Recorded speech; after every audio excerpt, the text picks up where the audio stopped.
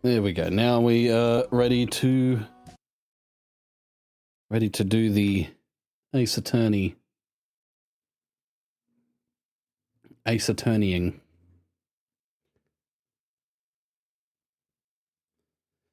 The Phoenix Writing and the Ace Attorneying. The case of Market Flyers.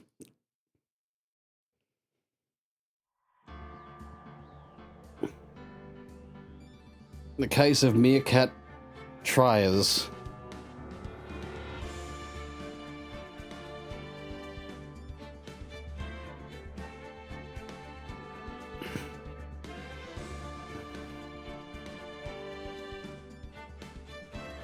Or the case of Moffat Fires.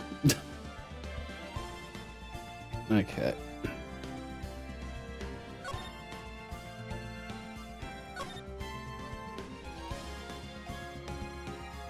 Oh, right. Yeah.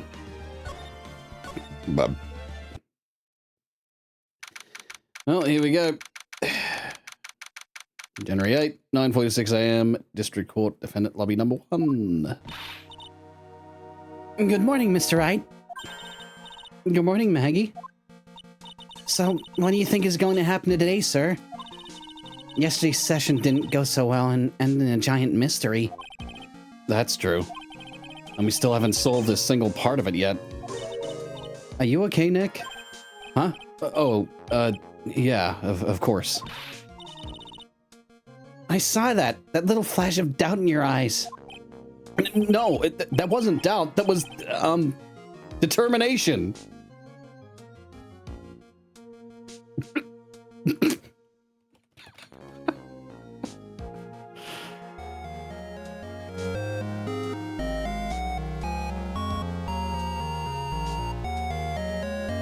See? Determination. God damn it. When the word determination pops up, the brain rot sets in. God damn it. Why don't I believe you? Do you want me to play it again?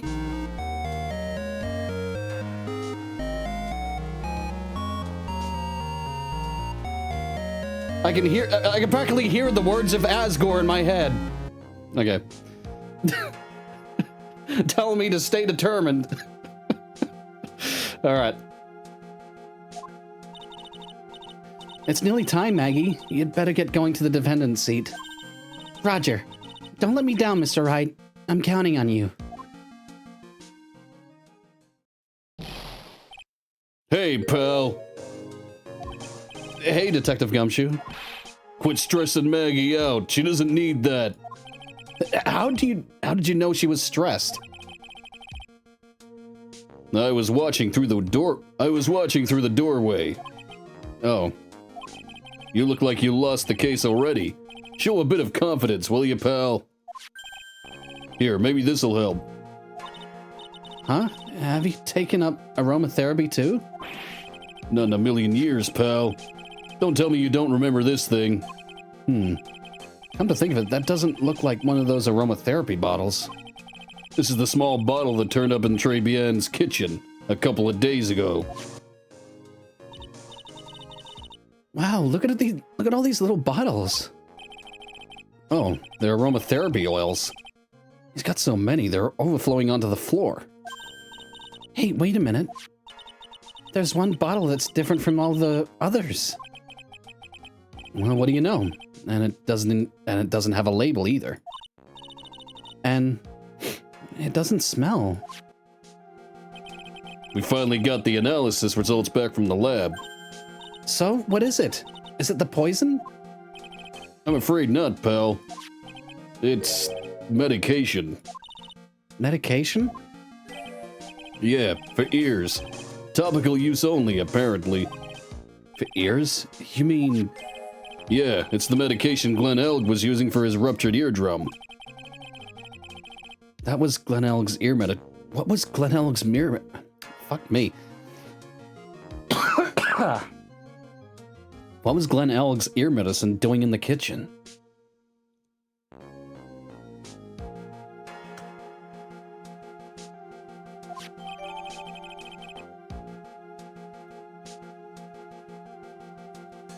Small bottle refiled into the court record. What about the unidentified fingerprints? Anything on that? Someone screwed up. So they only had time to fuck me. Someone screwed up, so they only had time to analyze the contents of the bottle. Another hour and they might have gotten something on the prints, but... That's going to weaken its impact as a piece of evidence. Okay, pal. This is it. Make sure your defense is impregnable today. Got it? Today's trial. I'm gonna expose that guy for what he's done. Or my name isn't Phoenix Wright.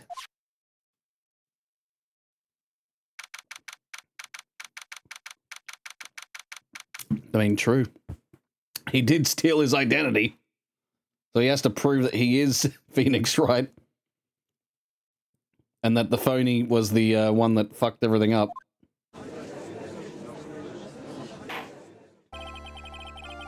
Court is now in session for the trial of Maggie Bird.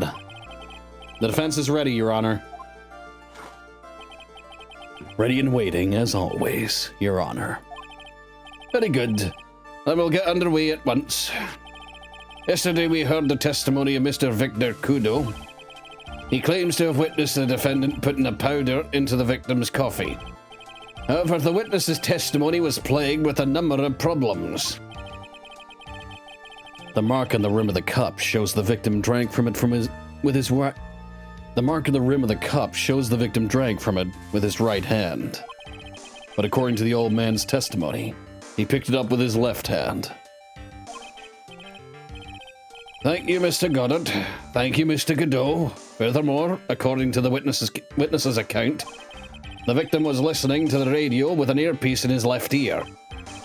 Yet the victim's left eardrum was ruptured, which made him effectively deaf in that ear. It's amazing how many contradictions a single case can have, huh, Nick?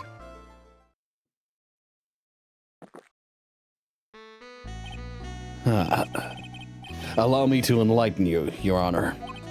The world you see keeps turning, and we must turn with it. You've lost me already, Mr. Godot. Mr. Godot. Don't let the mysteries of yesterday mystify you today. Only losers think like that. You've got to change with the times. That's one of my rules.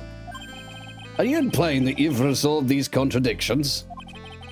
You know the answer. You know the answers to these riddles? The old guy wasn't just throwing seed in here. He was throwing us off the scent. And today, I'll prove it. Very well, let the first witness take the stand. Of course. And you are? Oh, bonjour, everyone. I am Jean Armstrong, the owner and head chef of La Très Bien restaurant. Enchanté.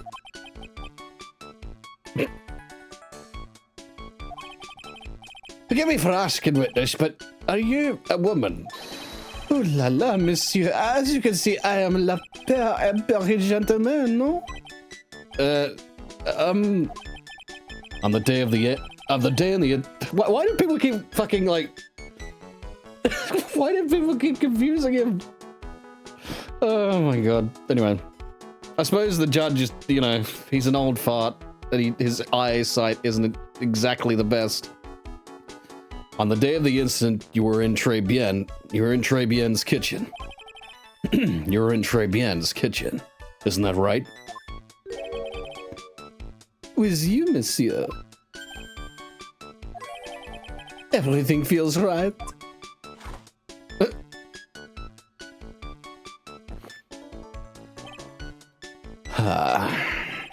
Wow, he's totally unfazed.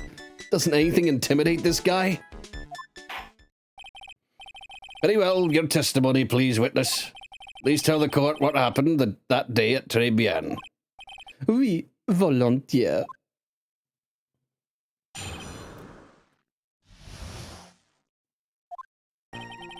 When it all happened, there were just 2 customers in my restaurant. I remember I was experimenting with some new art decors that day. Like having a large mirror between the tables, for example.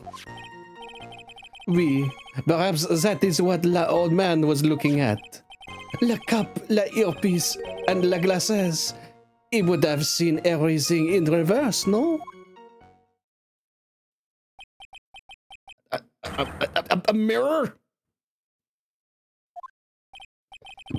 Excuse me. Oui, un grand mirror. La most enormous mirror.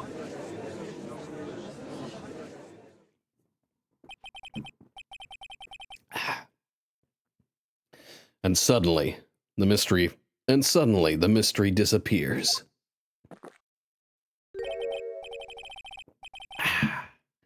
Like I said, the world keeps turning, so roll with it. That's another fucking... I know it's... brain rot. Brain rot. The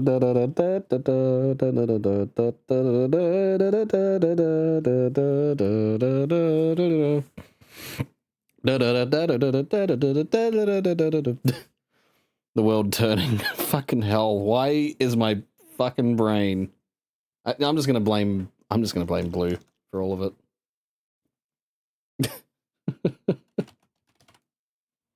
So, no, it's the world revolving. Okay, no, I was wrong on that one. All right.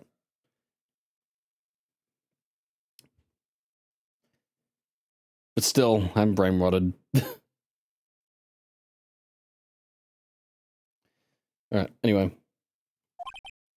That would explain the coffee cup and the earpiece conundrum. The mirror would have made everything appear back to front.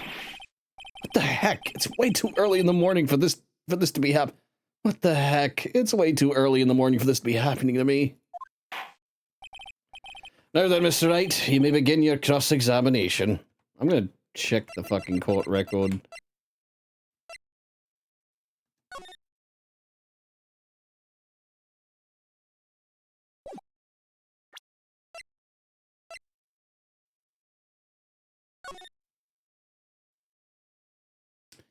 I don't see any mirrors.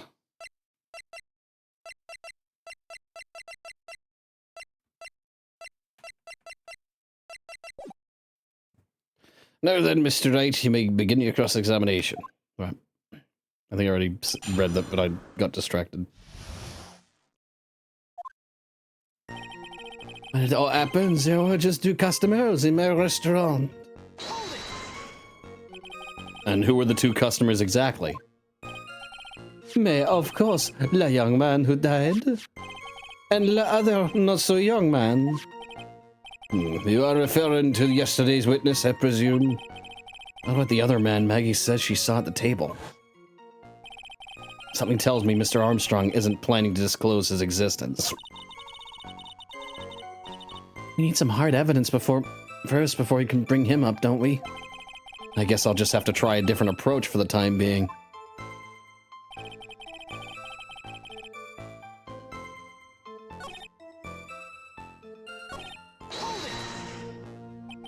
You were experimenting with Art Deco? How come I never heard about it how come I never heard about that before today? You are not familiar with the language of interior design, monsieur. Please stay on topic. Now, why didn't you tell the court about this before? But I did, just a few moments ago. Excuse me, Mr. Armstrong. This deco you mentioned, are you referring to some sort of decorature? No, Art Deco. It is a style of design, Your Honor.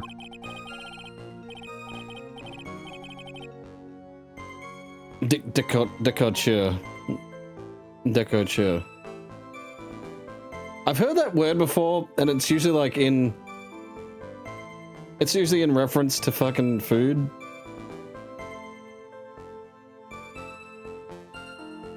I've also heard it from a fucking, an anime, dance thing. Nyan, nyan, nyan, nyan, ni, ha, nyan.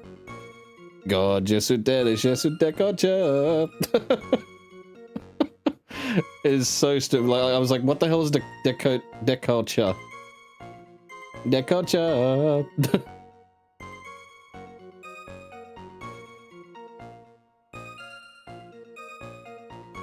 Anyway. He's talking about interior design. Walls, ceilings, carpets, that kind of thing. Yes, of course. That deco. I was trying to achieve a more effeminate look for my restaurant. I was planning the most bold remodeling of la decor. Like having a large mirror between la tables, for example. How big of a mirror are we talking about here? Something about 4 meters wide and, about 2 meters high. Let's see, if 1 meter is 1 yard, holy glass in a frame, that's huge. Let's see, if 1 meter is about 1 yard, holy glass in a frame, that's huge. I was intending to install it on la ceiling eventually. The ceiling? Was there a mirror on the ceiling? I don't remember. No, but I decided not to go through with it in the end. What should I do? Should I ask him more about the mirror or not? If he really had such a large mirror in the restaurant, someone would have noticed it. But there's nothing about a mirror in Mr. Kudo or Maggie Bird's testimonies. But... You didn't ask Trite. You have only yourself to blame for such sloppy work. What? A mirror was delivered to Trebien the day before the incident. Really? As Mr. Armstrong testified, he was carrying out some design changes. And as it turned out, he didn't actually use the mirror in the end. This just doesn't add up. Even if a mirror was delivered to Trebien, it doesn't prove that it was in the restaurant on the day of the crime. If you want to doubt someone, Trite, look in the mirror. I'm sure the person looking back at you will be dubious enough. So the witness yesterday had seen the victim reflected in a mirror. Perhaps that is what the old man was looking at. Normally, I'd expect people to know the difference between a reflection and a real object. Normally? How does normality come into this? That's lame, Trite, even for you. Huh? Are you trying to say that if something isn't normal, it is impossible? Is that it?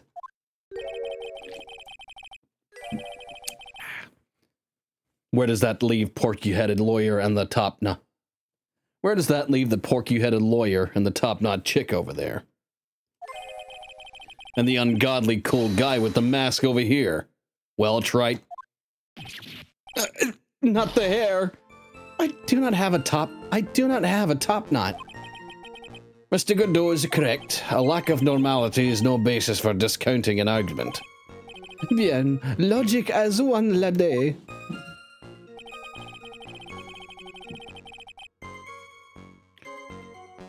I just heard something. Give me a second.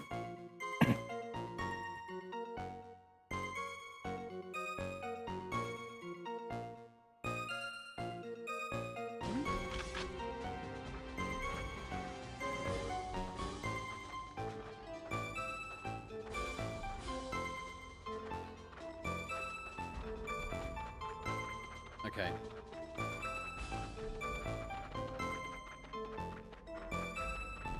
Yeah, it's an Alamau.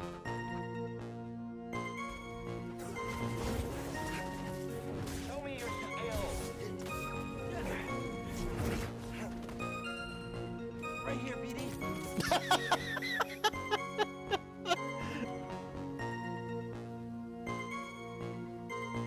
Well then. You right there?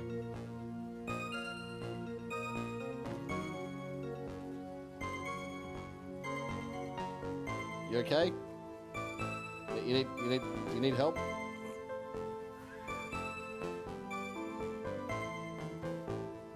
Free. Okay. I'm back. It was nothing. All right. Le cup, le earpiece, and la glasses. He would have seen everything in reverse, no? Everything? He would have seen everything in reverse? Oui. Hey, Nick, we should take a second think about what old CD said in his testimony. How did he phrase it again? The boy was wearing an earpiece to the same side as the green lens of his specs. No question. He can lock me up if I'm wrong. It was his left ear, without a doubt. And then he used the same hand to pick up the cup. His left hand. If he saw everything he described reflected in a mirror, then everything he said he saw on the left was actually on the right, huh? And that clears up all the problems with his testimony, I guess. Or does it? Testimony, I guess. Or does it? Huh. It's kind of hard to believe everything's the fault of a mirror, but... Do you think old Sadie saw everything through her reflection? If he did, it would explain all the contradictions in his testimony. But that just makes the situation worse for Maggie. There's gotta be something in the old man's testimony. We've just gotta dig deeper.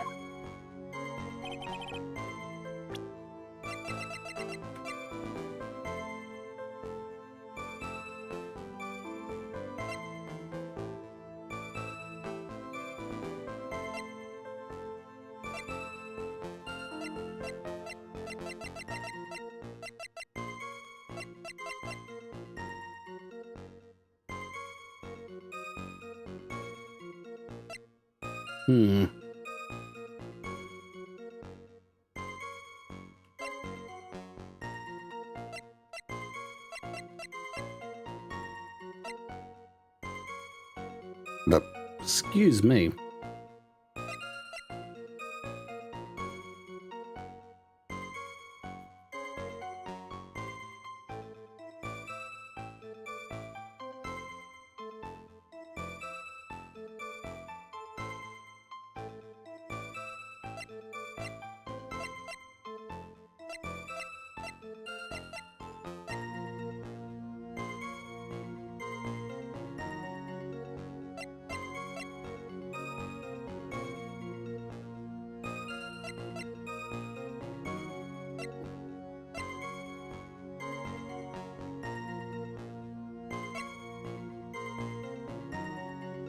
I think it probably has something to do with this.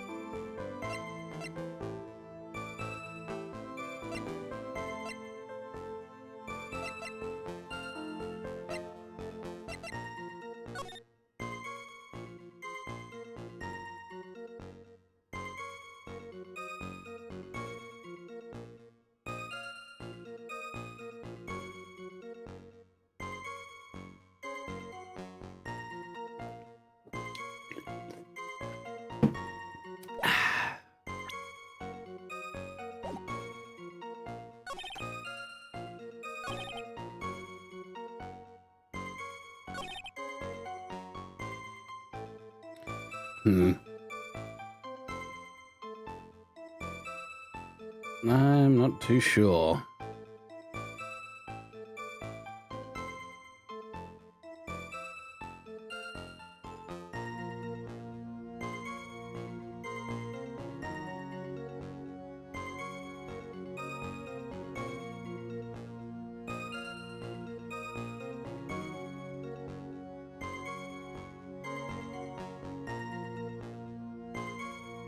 Glenn Elg's profile.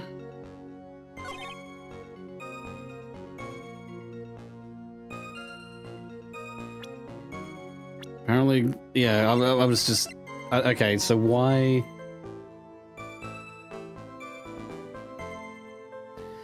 Yeah. Okay. Earpiece, glasses... We've seen everything in reverse, but the thing is, he's clearly wearing it on his left. So, yeah.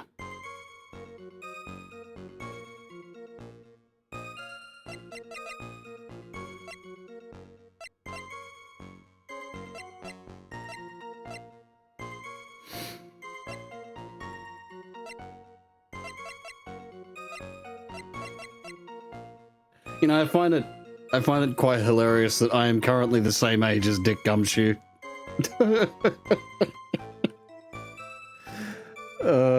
Shit.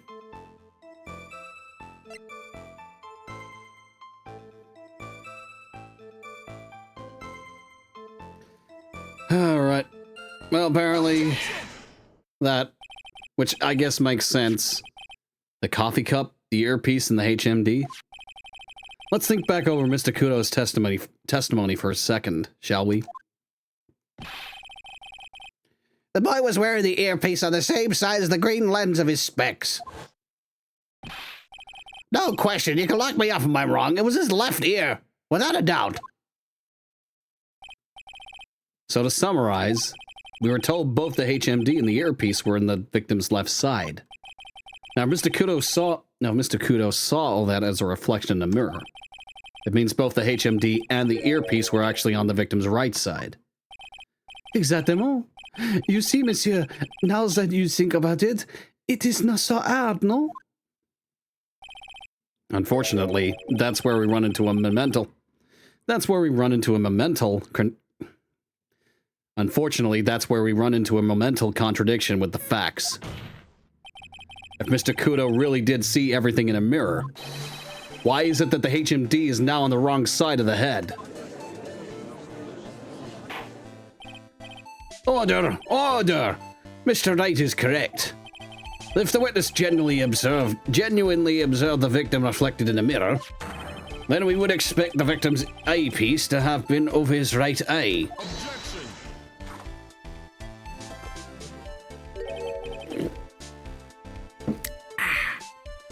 How bitter. Trite, you should have a taste of this bitterness. It'll calm you down in no time. Are we talking about your coffee or something completely different? You don't understand the way the witness thinks. How he thinks? You remember this, I presume? The I broke the vase sorry apology? Mr. Kudo's sworn testimony? Exactly. The old man has one grievous habit, other than throwing seeds. The more of an impression something makes, the more muddled his mind makes it. And what's the most striking thing about Mr. Elg? Clearly, it's the victim's eyepiece. And that's my point. The old man strikes again. Mr. Elg's HMD made a big impression on the old man.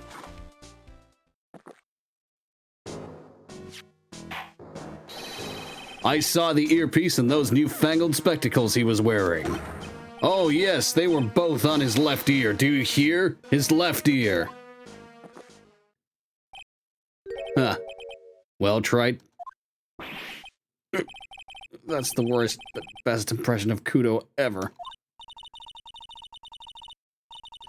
He was doing an impression. Okay, well, that, you know,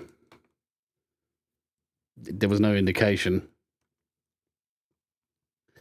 Wow, I really thought he was old Seedy for a minute there. But that was good.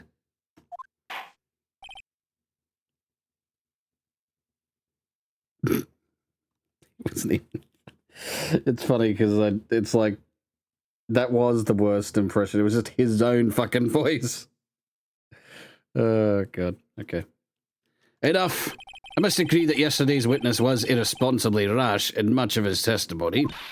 Bad luck, Nick. Looks like the boil of a contradiction you found is just a rash. A mirror can't be beaten by a handful of seeds, nor can it lie. So what exactly was the old man looking at? Fill us in, Mr. Armstrong. Go on, tell the court. We're all ears. Oui, I can explain. Please, if you will look at the plans of le restaurant.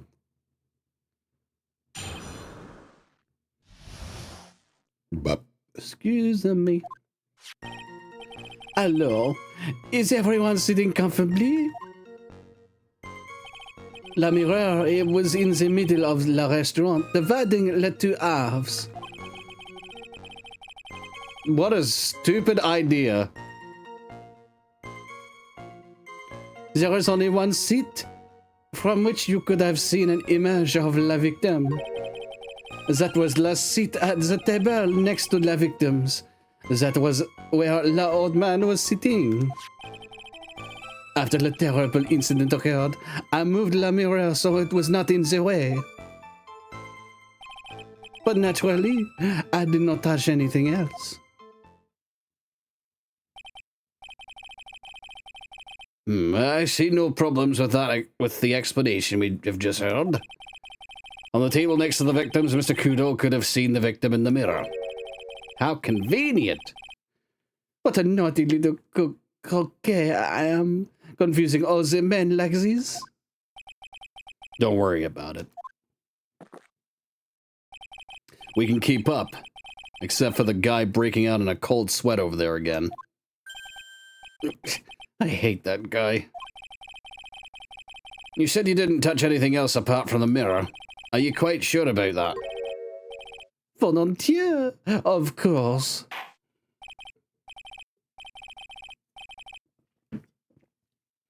Very well, Mr. Wright. Your cross-examination, if you please.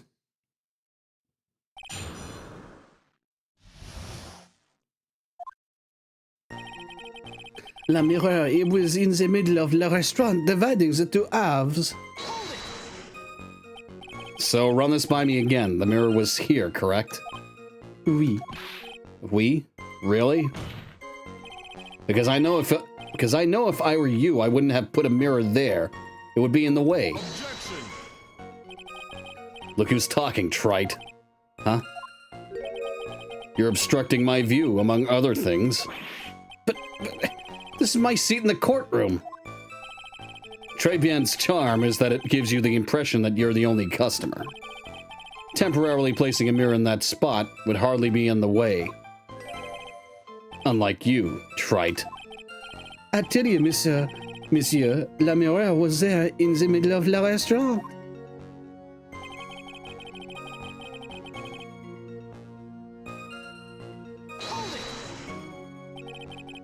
And where would that be? Ooh la la, look how you lean towards me. I always attract the younger boys. Maybe I should keep you in suspense a little longer. Mr. Armstrong, tell the court what you know at once. I attract the older ones too, you know, handsome. Shall I tease you too?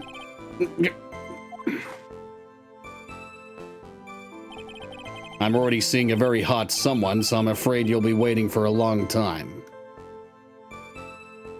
I'm already seeing a very hot someone, so I'm afraid you'll be waiting for a long time. I bet she has mocha cream skin and cappuccino perfume. Bien, I will tell you, there was only one seat from which you could have seen.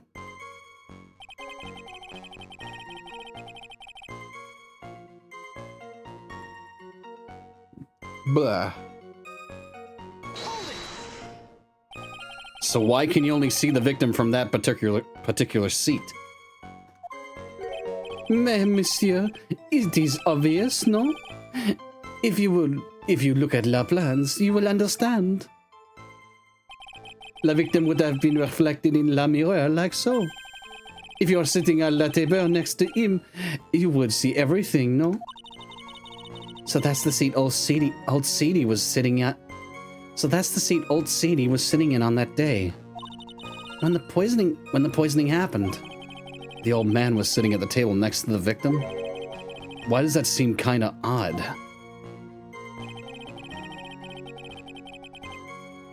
After the terrible incident occurred, I moved la mirror so it's not in the way. Did you move the mirror while Mr. Kudo was off calling the police? Oui, exactement. I carried it out of la restaurant then. You moved a huge mirror like that all by yourself? What can I say? I know how to pick things up, answer. Godot actually laughed at something. Given the witness's physique, I suppose it is possible. Did you move anything else from the crime scene, Mr. Armstrong? I look like the obliging type, no?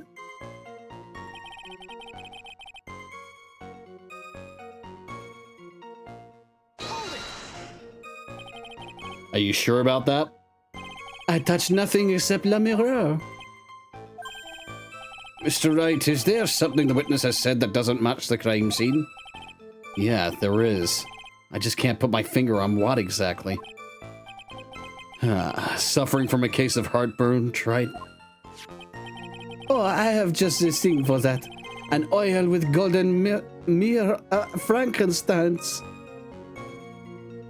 An oil with golden mire and Frankensteins. I don't fucking know how to pronounce those. Frankensteins. Add a few drops to your coffee and voila, enjoy. Focus, Phoenix, breathe. I need to ignore those two and just find some evidence. It is pretty strange though, isn't it? I mean, nobody mentioned anything about a really large mirror. You'd think someone would have, but Maggie didn't, and neither did old Seedy. And the only logical explanation is that there was no mirror inside Très Bien that day. Now I've just got to prove it somehow.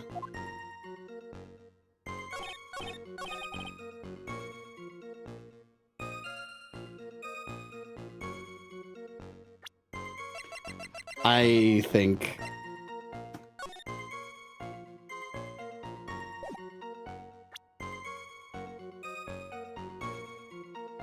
Objection!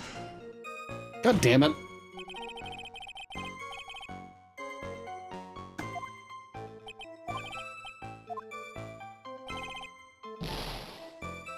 I thought for sure that would be it.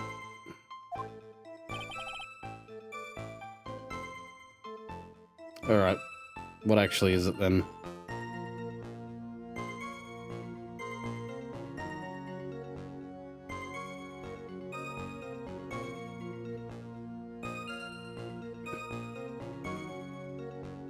Okay.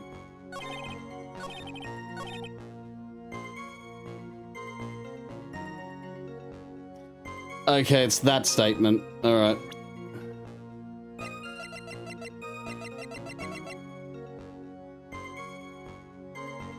Objection! I was on the right track, just the wrong statement. This piece of evidence contradicts with the testimony we have heard, Your Honor. The crime photo? Yes. This photo clearly shows something that theoretically should not exist.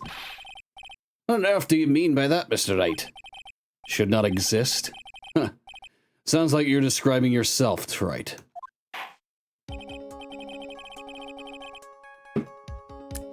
Now then, if the defense would please clarify this statement. What is this something that shouldn't exist?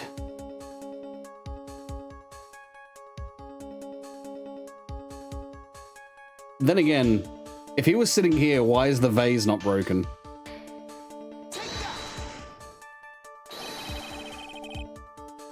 I think it's pretty obvious this is what should not be in the picture. The vase? What possible connection does that have with this witness's testimony? Your Honor, I'm telling you that there should have been no vase on this table.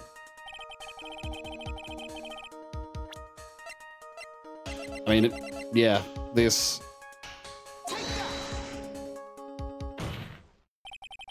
There's one thing that was clearly demonstrated by yesterday's testimony. Mr. Kudo broke the vase that was on the table where he was sitting. And yet, as the court can see, there is an unbroken vase on the table next to the victim. Why? Because Mr. Kudo was not in fact sitting at the table next to the victim at all. Objection! Don't be an idiot, Trite. That's impossible. That seat's the only one Kudo could have seen the victim's reflection from. Exactly.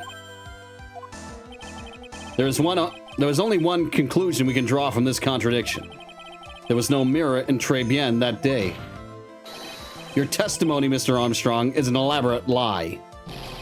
Mon Dieu! Objection! Don't try to confuse the court, Trite. Obviously, the witness cleaned up the vase, while the police were taking their time getting to the crime scene. Objection! Damn, he caked up. Unfortunately, Mr. Godot, that doesn't quite work for me. You should serve that to customers. Mr. Armstrong clearly testified to the contrary in his own words. I did not touch anything else except the mirror.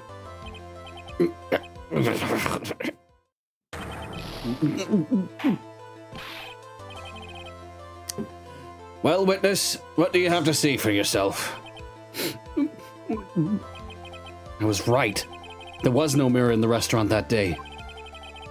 In light of this revelation, we return back to the original problem. Why did the victim have an earpiece in an ear in which he couldn't hear? You only get one shot at life. There's no turning back. If you want to claim that the mirror wasn't there, Trite, then this problem is all yours. How do you explain what the old man saw? If I can answer this, and I'll be that much closer to the truth. I'll be that much closer to the truth. I can feel it. Are you going to be okay? Can you really solve this contradiction, Nick? There's more than just this one contradiction, Maya. What do you mean? Remember what Maggie told us? There was another man at the victim's table. And there was a sample CD on the victim's table. It all flies in the face of Mr. Kudo's testimony. And I think I know the reason why nothing in this case is adding up. Well, Mr. Wright, let's hear your answer. Yes, Your Honor. The reason behind all the contradiction to Mr. Kudo's testimony is simple. The victim was a phony. Mr. Kudo made a mistake. The ear doctor made a mistake. Oh, god damn.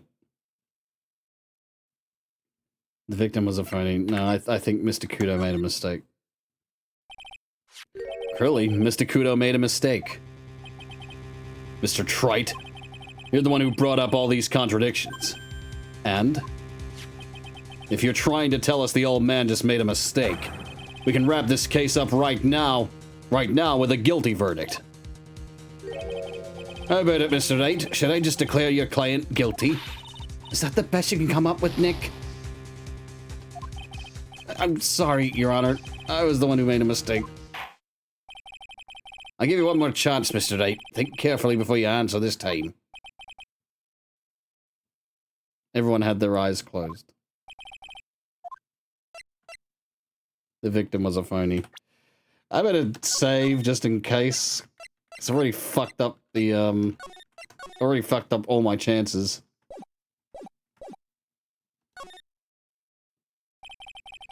This case is riddled with contradictions, yet there is one very simple answer that clears them all up. And what is that?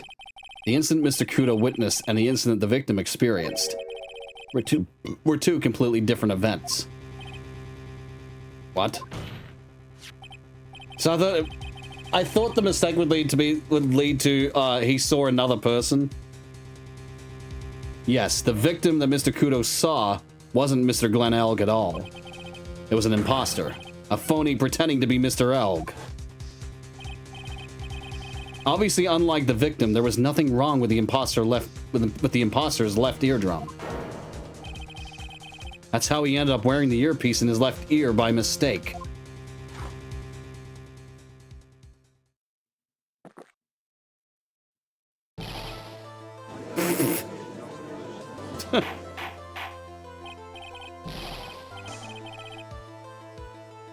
I did not. That's not the position I was gonna go for. I was gonna go for Mr. Kudo saw another person. He didn't see the victim.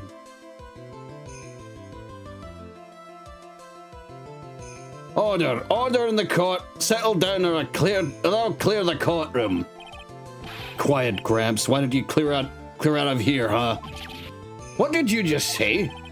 Trite, are you saying that Mr. Kudo saw... Trite, are you saying that what Mr. Kudo saw was a setup? Yes. Someone pretended to be Glenn Elk and acted out the whole coffee poisoning. All for the express purpose of creating a witness out of one Mr. Victor Kudo. Objection! Get real, Trite. Why would anyone want to do that? Isn't it obvious? The thing Mr. Kudo was most insistent about was fuck.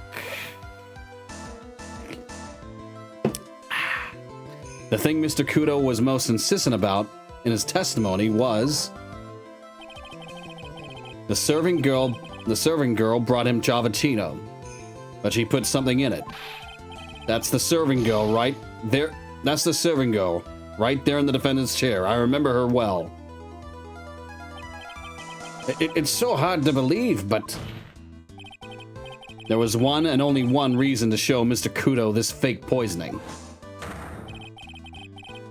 To show Maggie Bird in the act of poisoning the coffee. Are you insinuating that the waitress in the old man's story was a fake as well? It's true there were no other customers in the restaurant at the time, but it's also true that the chef was there. He would have noticed what was happening. That's right. Well, witness, if your restaurant really was the scene of such theatrics, you would have known about it, correct? Oh la la, this is most difficult for me. No, it's quite simple. All you have to do is testify. You are under oath. After all. Was there in fact a phony at the Très that day? The defense demands Mr. Armstrong tell the whole truth about what happened. The defense's request for additional testimony is accepted. You will accurately explain in detail the events in the restaurant that day. Oui.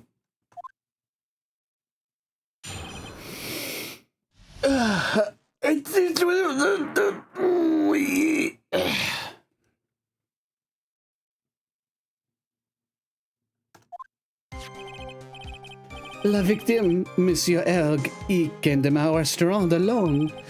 I remember the old man arrived not long after him. There was no other customers. When he got word he won la lotterie, mon Erg became very excited. It was approximately 5 minutes later that the poisoning incident occurred. No, there was no time for a phony to do the acting. Just so we're clear, there was no mirror in the restaurant after all.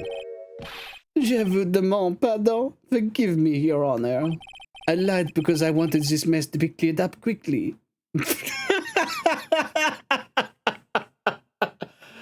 What kind of fucking stupid excuse is that? What you have just done is commit perjury, Mr. Armstrong. I will decide how to punish you later. Oui. For now, we will hear your cross-examination, Mr. Wright, if you please. He took that perjury charge a bit too well. I'm guessing he'll be in more serious trouble after this cross-examination. But I bet he'll be in more trouble. Fuck. He'll be in more trouble. That sounded way too much like Godot. Then again, my Godot voice is a slightly lower tone of that voice, I guess. But, excuse me.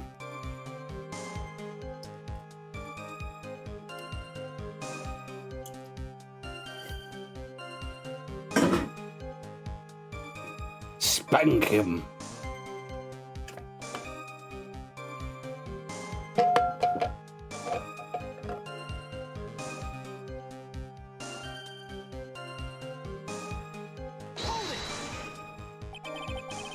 Was he alone at his table as well? Mais oui, I saw him from la kitchen.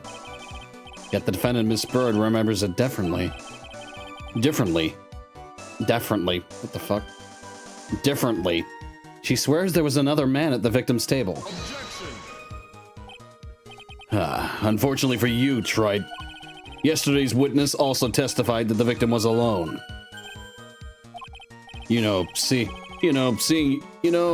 Seeing you squirm like that reminds me. of a certain coffee's bittersweet bite. What kind of coffee has he been drinking? It's not coffee, it's love. It's love that's bittersweet. Hearing Maya say that makes her seem wise of all. Hearing Maya say that makes her seem wise all of a sudden.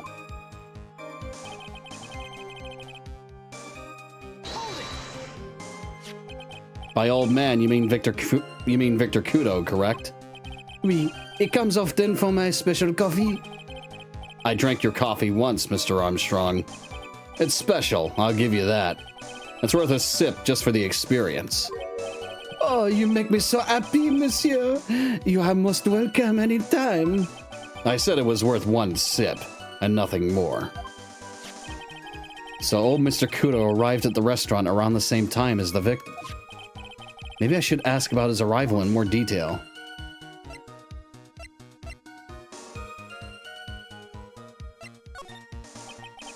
Out of curiosity, about what time was it when Mr. Kudo arrived?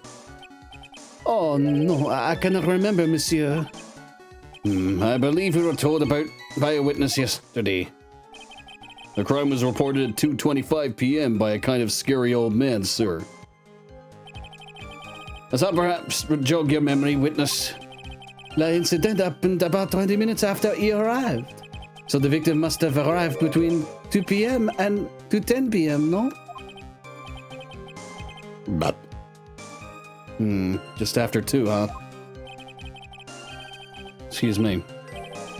Thank you for your help in jogging my memory, monsieur. You are wonderful.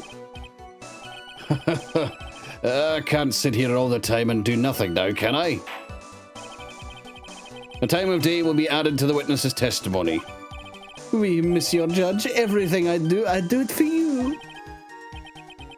Merci bien. That's French, isn't it? I'm glad at least one person is in a good mood. He's even humming a song to himself.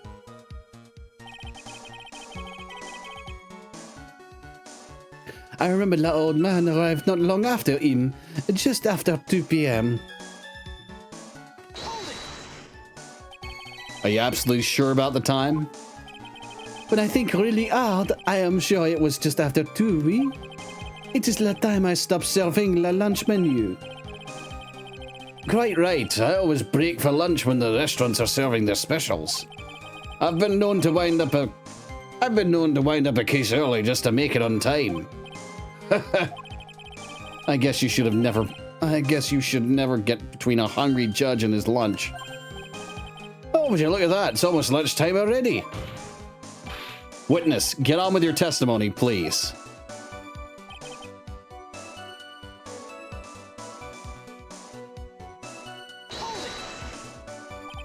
So your only customers were Mr. Kudo and the victim.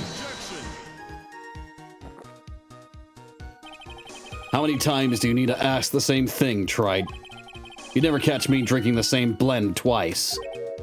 Huh? You're trying to establish the presence of a phony victim in the restaurant. But you're wasting your time. You can't grind birdseed to make coffee, if you catch my drift. But there's a hole in this testimony somewhere, I'm sure of it.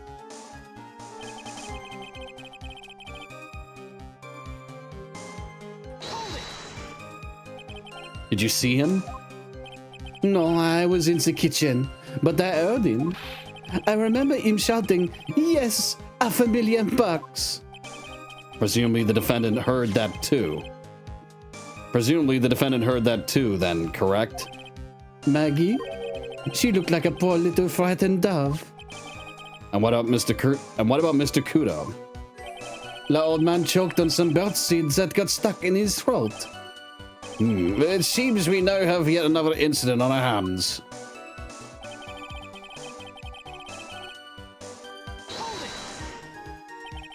And what were you doing at that point? Without any customers, you must have had time to kill. I am a multi-talented woman, monsieur. Sorry? What do you mean? There is the renowned chef John Armstrong, and the tragic poet Clarice Armstrong. Clarice. Oui, I was writing a poem. An angry tale of a chef in $500,000 of debt. Cooking for a man who won $500,000 on la lottery. It is called Pourquoi? It means why. Perhaps I could recite it for la court? Please don't.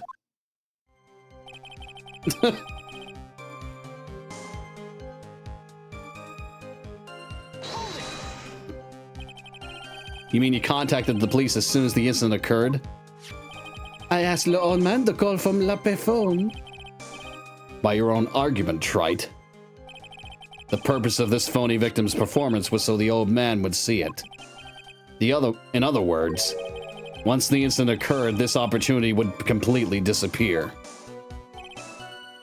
Indeed.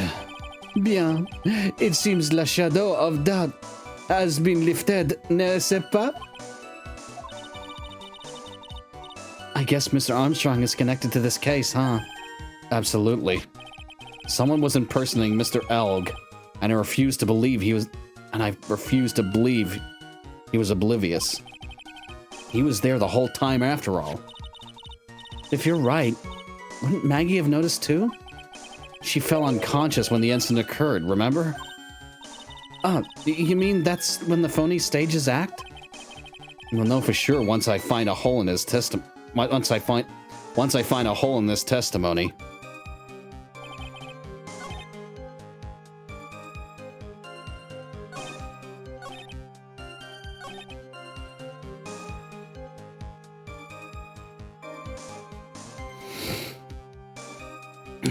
Okay, yet again I'm...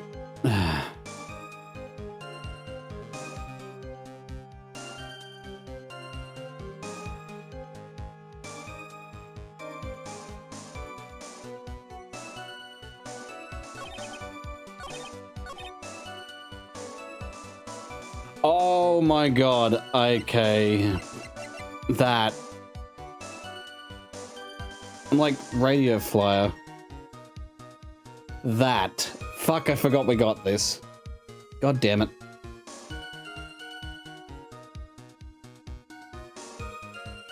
Right. Experience the most thrilling 10 minutes of your life every Monday at 1:30 p.m. Yeah, okay.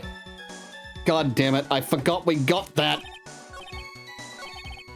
And yeah, it makes no sense for him arriving at 2 p.m.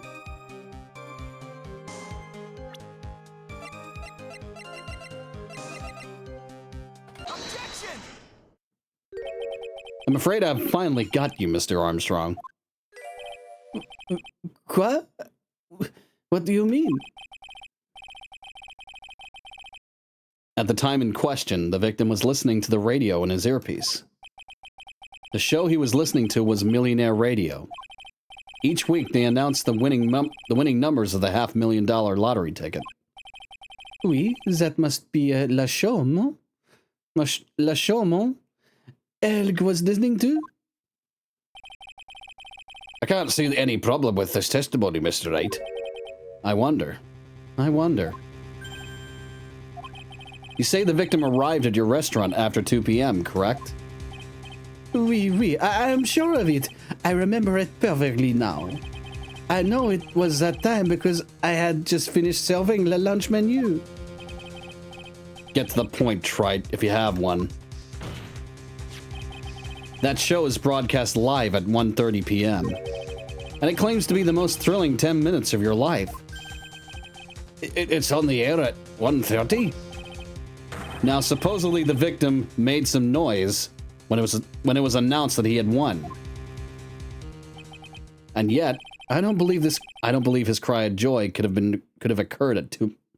And yet, I don't believe his cry of joy could have occurred after 2 p.m. Because the show had already finished more than 30 minutes earlier by that point in time. No! This victim we've been told about has done nothing but the impossible. Listening to the radio with a ruptured eardrum? Catching a show that was already over? There's only one conclusion you can draw from these facts. This victim was an imposter acting out the poisoning 30 minutes after the real murder. Yes, there was two Glenelgs in Trebian that day. The real Glenelg now dead, having been poisoned by the real killer. And the phony Glenelg acting out the events for Mr. Kudo to witness. It certainly seems that way. I mean, if that wasn't the case, how could you explain the time discrepancy? Quite a performance, Trite. You're almost on a roll. But sadly, you lack the rock-hard foundation of rhythm to build your song. What is this, Music Theory 101? Let's recap. According to your imaginative theory, it's now just after 2 p.m. What the hell is this trial? Exactly, you know, this is not where I thought it would go. This is not where I thought it would go. That the victim was being played by the killer, you know, who apparently is a master of disguise.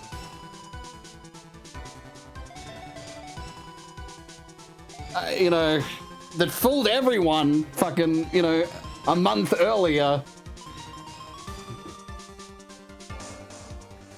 Let's recap. According to your imaginative theory, it's now just after 2 p.m. The phony Elg is performing a play for the benefit of Mr. Kudo. How do you explain then where the real Glen Elg is?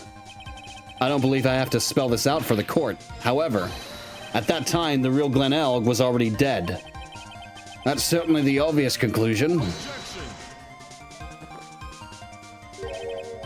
Thank you, Trite. That's exactly what I was hoping you would say.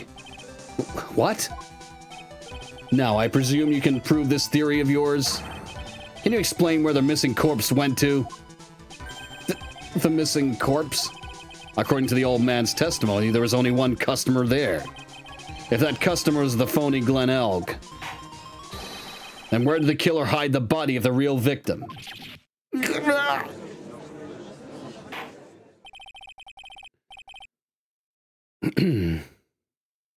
The prosecution has a valid point, Mr. Wright. If your theory is to stand up to examination by the court, you must provide us with proof by answering the prosecution's question.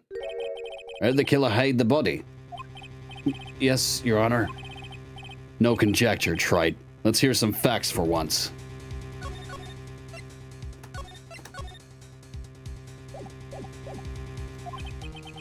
Show the court a piece of evidence that proves where the body was hidden. Evidence? What's with the intense pressure in here all of a sudden? I thought I had him with that contradiction. But he's turned it all around and backed me into a corner instead. Well, Mr. Wright, the court will now hear the defense's theory and evidence. First, where's the body of the real Mr. L concealed? It would have been too dangerous to take the body outside. Obviously, the body must have been hidden somewhere inside Trebian. Interesting. But where could a body have been hidden inside a restaurant? Perhaps you would care to show the court on these plans, Mr. Wright. Yes, Your Honor.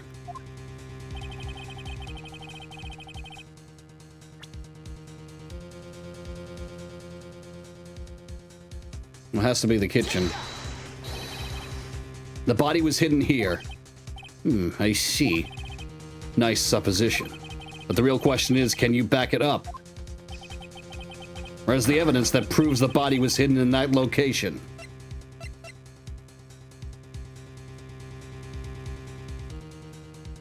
I mean, what was this small bottle doing in here, you know?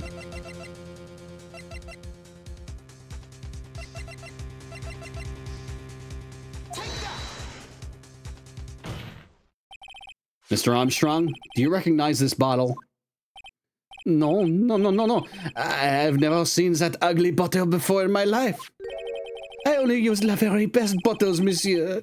The highest quality only for me. Where was that bottle found, Mr. Wright? Interestingly enough, Your Honor, it was found in the kitchen of Trebian. Quoi? But I only ever use these bottles for my aromatherapy oils. But this bottle doesn't contain aromatherapy oil, Mr. Armstrong. No, it contains a medication. What kind of medication? I'm sure everyone remembers, don't they? That Mr. Elg visited an otolaryngological clinic and was given medication that day?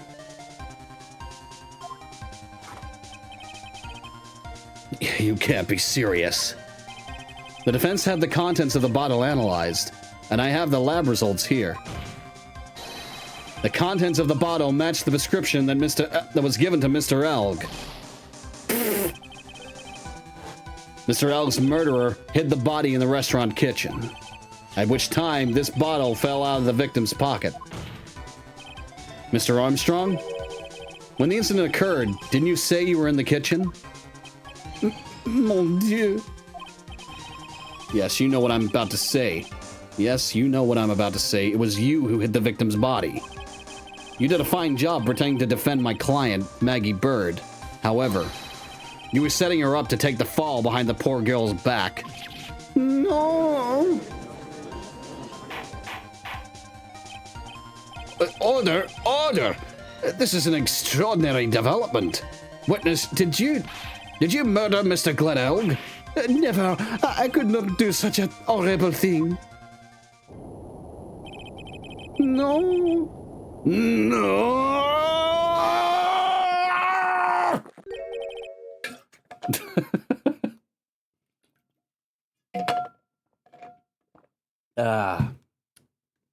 But Mr. Gadul? The bitterness. Every time I get lied to, I always down a mug of coffee.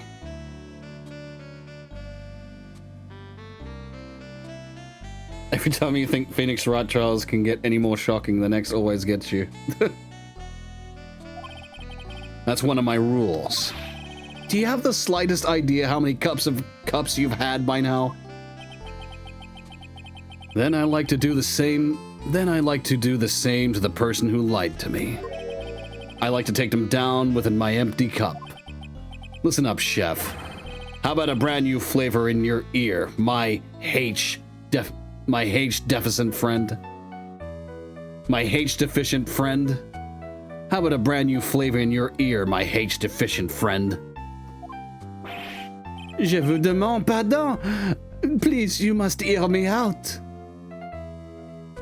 Je vous demande pardon. If you don't, it's pretty easy to kind of read that for English. Je vous demande pardon.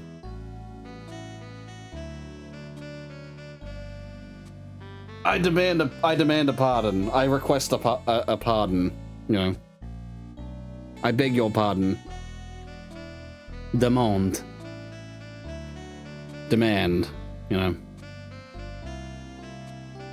Please, you must hear me out. Of course, demand is very different in French compared to English.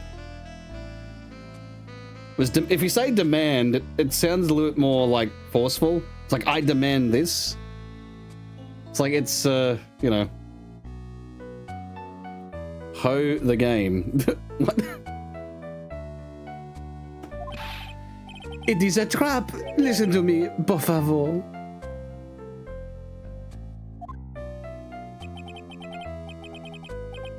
Por favor. Yeah, hang on. Yo hablo español, Mr. Armstrong, and por favor is Spanish. He's not actually French. Is he? He's not actually French. He would have said s'il vous plaît. S'il vous plaît, which is the same thing. Will you please? You know. I'm only going to ask you once. Did you do it? No, no, no. Absolutely no. I simply... Let's hear it. You've got one shot. Right, Gramps? Witness, the court will permit you the chance to make one final statement. If you lie under oath again, Mr. Godot's coffee mug awaits you. As does my gavel. Oui, it is clear. What do they always say in the movies? I've got a bad feeling about this. Very well. Begin your final testimony, Mr. Armstrong.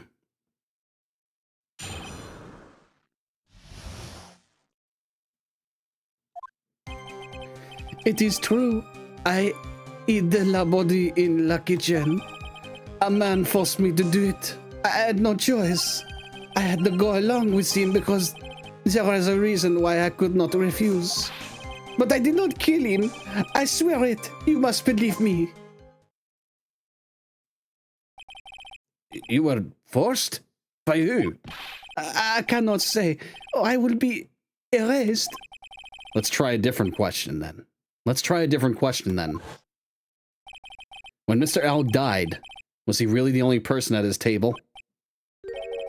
There was.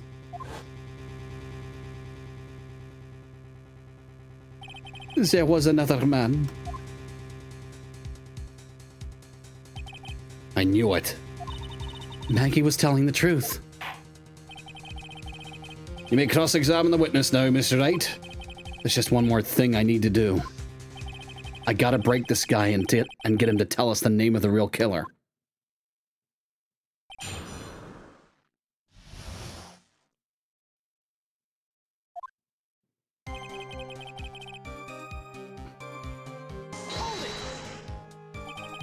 Did you carry the body by yourself? Oui, I carried him, and I carried Maggie too.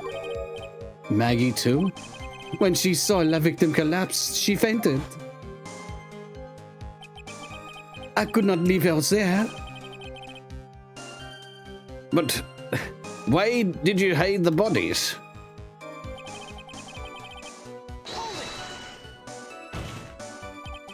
What man? Who was he?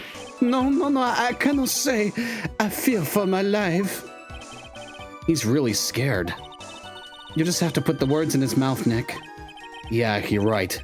If he won't tell me, I'll tell him. But why would you go along with this man? I had to go along with him because there was a reason why I could not refuse. And what reason would that be, Mr. Armstrong? You know, monsieur. Yes? Surely you cannot expect a young maiden to talk about such an embarrassment. A maiden? You're a bit old to get away with that. And a bit too male. I can't finish the cross-examination without establishing his reason. So I'll just have to prove it with evidence.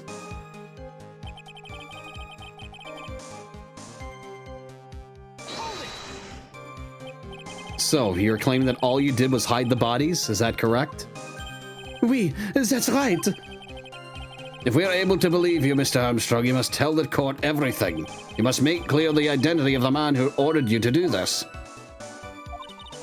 He's already confessed this much. He might as well stop dancing around the real issue. Yeah, but he really doesn't want to tell us who the killer is. And sock it to him, Nick. Yeah, that's not a bad idea. I think I need to... I'm also going to save.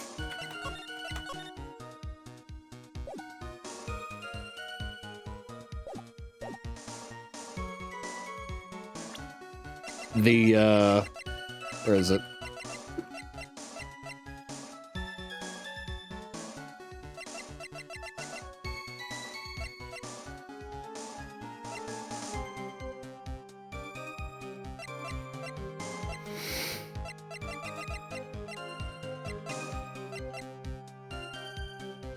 Objection!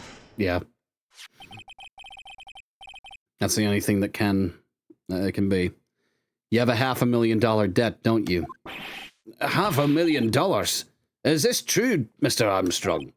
Oui, je suis désolé. I was weak and I borrowed la money.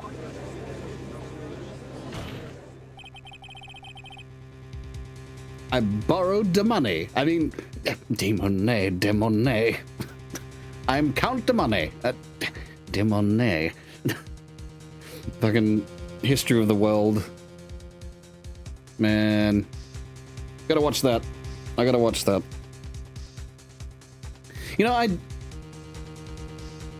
I don't know.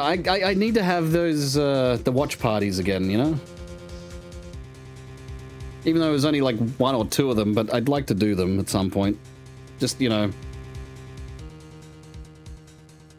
like I don't know, out of like maybe once a month or something, you know, like one Sunday out of a month, you know, that might be a good idea. Where we just watch a movie.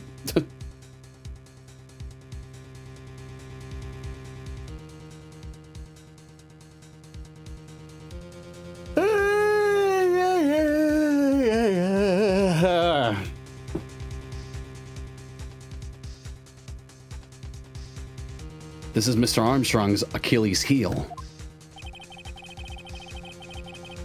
And that's why you couldn't refuse anything. And that's why you couldn't refuse anything asked of you by this man.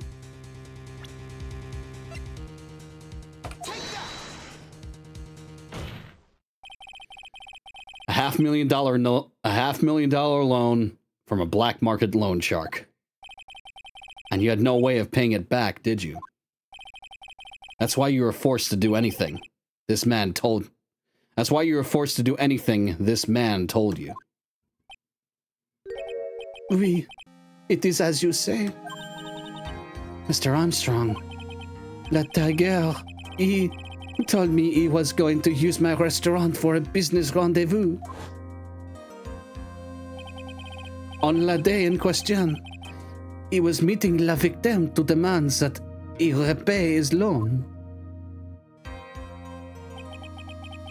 I don't know why it happened like that. I just did what he told me to do. I had no choice. I carried la body and la inconscient Maggie out of the dining area and into the kitchen. After that, I just tried to forget what I had seen. I think we now safely say that the man who forced your hand was Mr. Furio Tigre. Is it Tigre or Tiger? Do you think it's Tigre or I think it's Tigre, but it could be Tiger. Haha, get fucked. Seribot doing its job.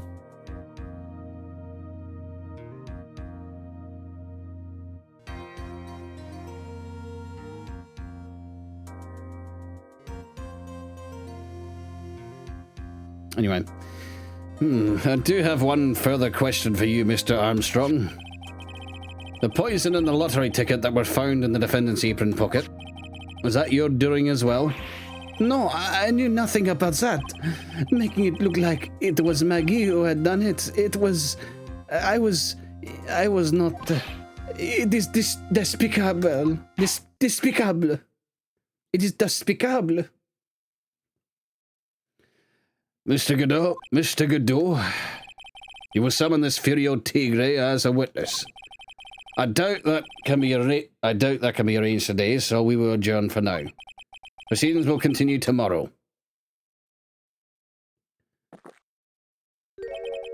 30 minutes. What? The trial will go on. I'll see to it myself. I need half an hour to get that guy on the stand. Not a minute more. How the... Don't sit back and relax yet, trite. No one knows if that chef is really telling the truth or not. This trial could still go either way. Very well, your request is granted, Mr. Godot. We will resume once Mr. Tigre is ready to take the stand. Think he knows who Tigre is. Well, I mean, Gumshoe did arrest him, so... Until then, court is adjourned for a 30-minute recess. I'm just going to keep going with this.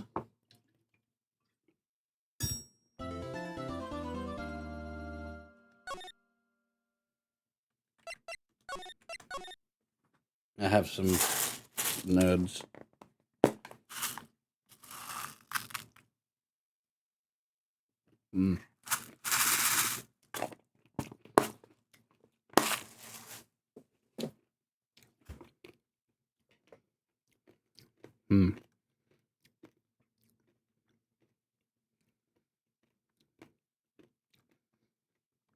Here we go.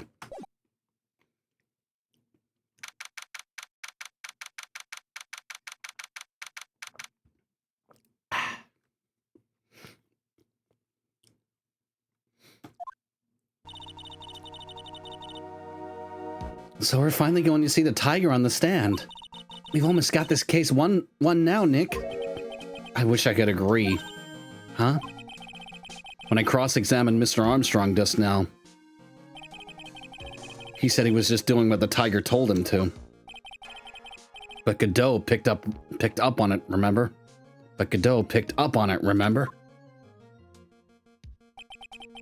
He pointed out that without proof, we don't know if what he testified is the truth.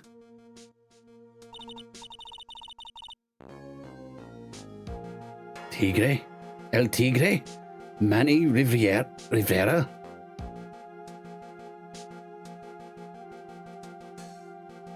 El Tigre. Also, I'm pretty sure I've heard it, like, outside of this game at some point.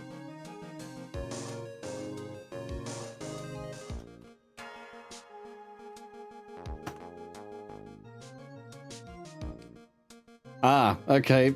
Apparently, yeah, The Adventures of Manny Rivera.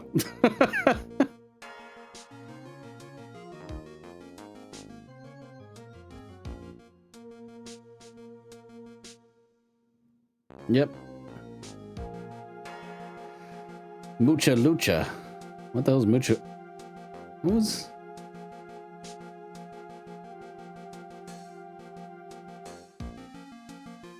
I remember Mucha Lucha. I don't remember El Tigre.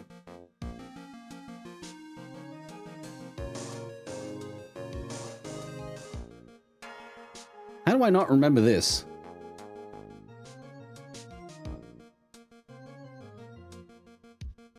I guess, I don't know, 2008, that's like when I stopped watching. Yeah, I guess, yeah, first episode, 2007. It was around about then that I stopped watching Nickelodeon and all that.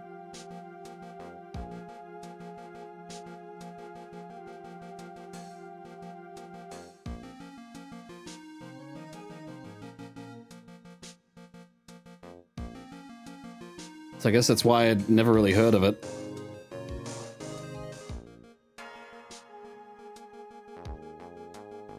Your badge is Grace. Yeah, you got the silver rupee.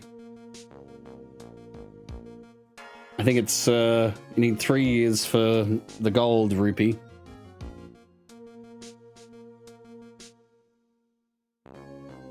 Ninja of Comedy has the rainbow rupee.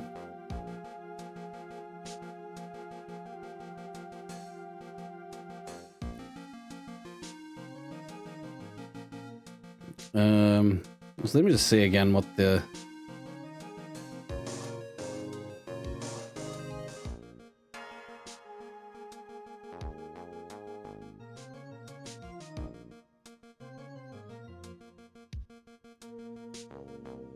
Fuck, how do I see the... Oh, there it is, subscriber badges. Yeah, the four... So... Oh no, it's 2.5 years for the, gold rupee. 3 years for the platinum rupee. And then 4 years for the rainbow rupee. Which, that's the last one, anyway.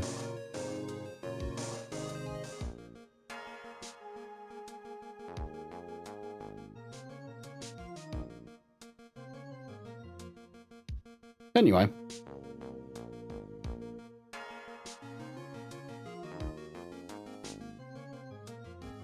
Maybe I need to make like a jade rupee or something. I think it's already been a year plus. Yeah. I can't believe fucking... It's been 2 years. Like since 2024. I don't know. Don't know how I feel about that.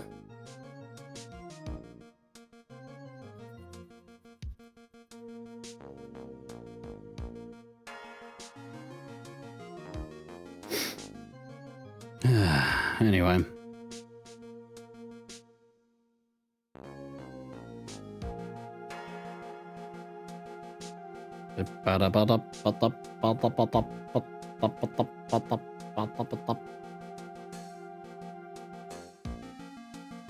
Anyway, sorry, just looking at, I got distracted for a second.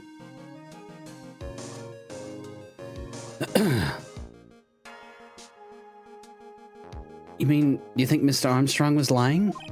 Oh no. But if that's the line the prosecution takes, we could be in trouble.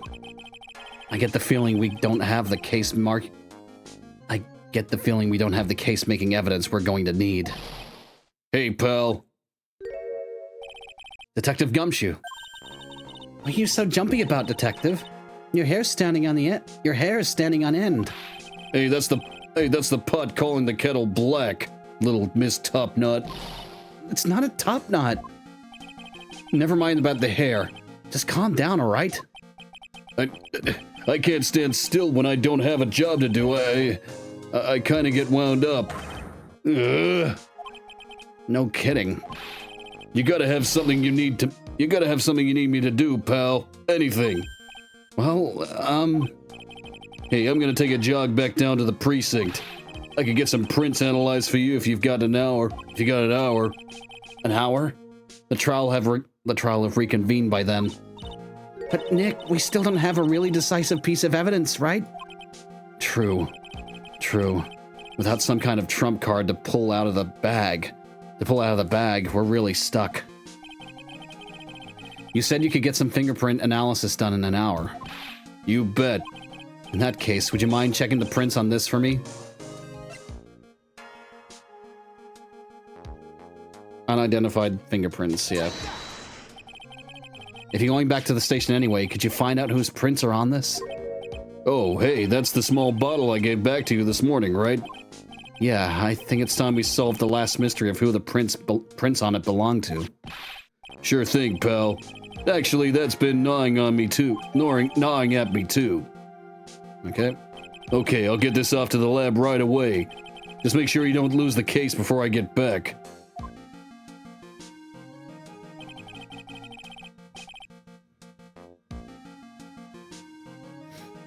This is pretty much the final showdown, I guess. It's time to separate the phonies from the real guys.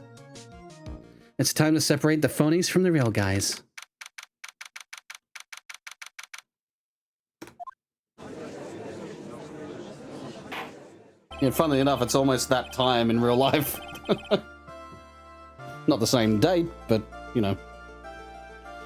Court will now reconvene. Mr. Godot, did you find this Furio Tigre? I even tamed him for you. It was a 3-cup job. No problem. Tamed him? The guy's name may be Furio Tigre, but come on. He's pretty lively. Be careful. He still bites. Very well. Please show Mr. Tigre to the stand.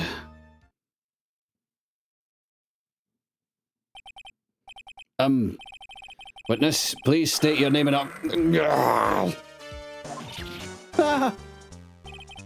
Don't hide under the table, Maya. Unless there was room for me down there too. What you say to me? What do you say to me? Fucking. What do you say to me? It became what though? No, wait, no, that's what you used to say to me, that's a fucking, Jar Jar line, god damn it. What do you used to say to me? Could you imagine? Could you fucking imagine I put on that voice for him? What do you used to say to me? Oh, look at that bum bum.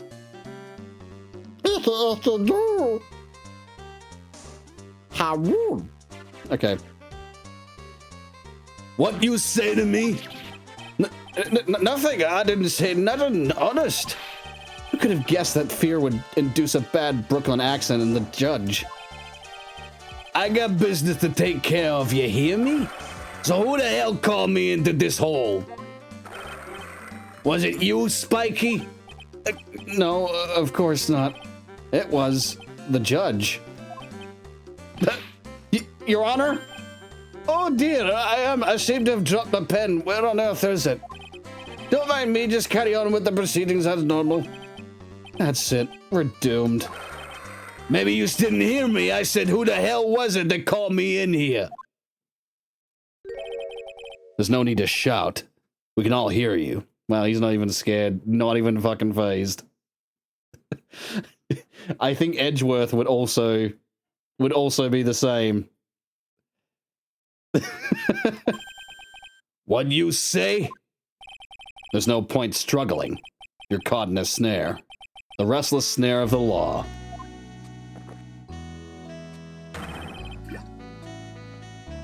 I'm the one that hauled you in. Too cool. Don't let him get the better of you, Nick. Let's start with the basics. You can't threaten Edgeworth, but flirting does the trick.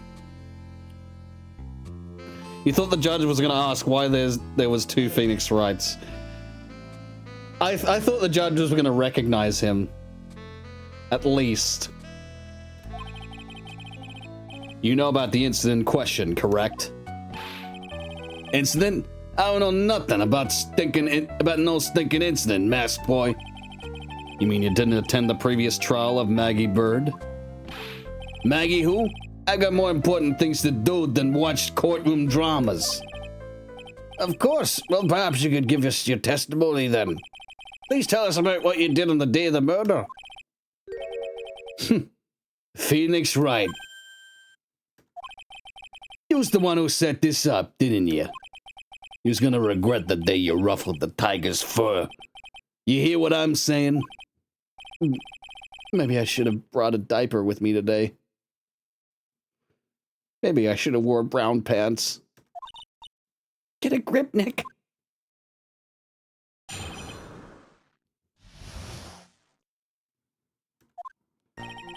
I don't know nothing about no murder.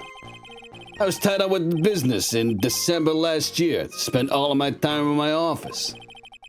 I got whales lined up to borrow cash from tender lender every single day. You just want to check my alibi? Just ask Violetta.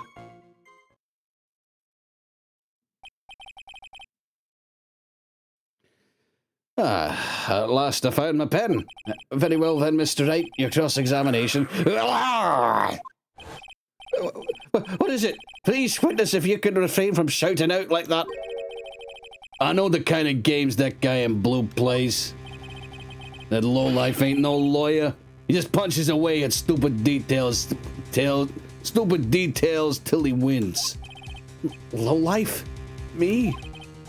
Listen up, smarty.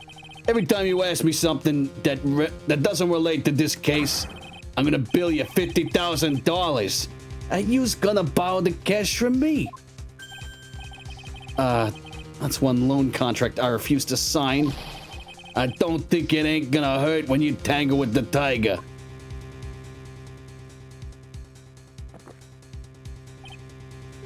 I love a good spectator sport. Just a minute, that's really not. This witness is, how can I put it? A hungry tiger roaming the urban jungle.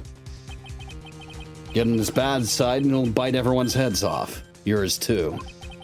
Very well, I have no choice but to impose a penalty system here.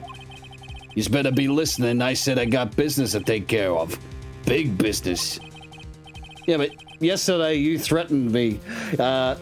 I'm pressing charges on you. No, it's not related to the case, but still, you're very much suspicious because you wanted to take pieces of evidence relating to this trial off me. That makes you a clear suspect in this fucking case.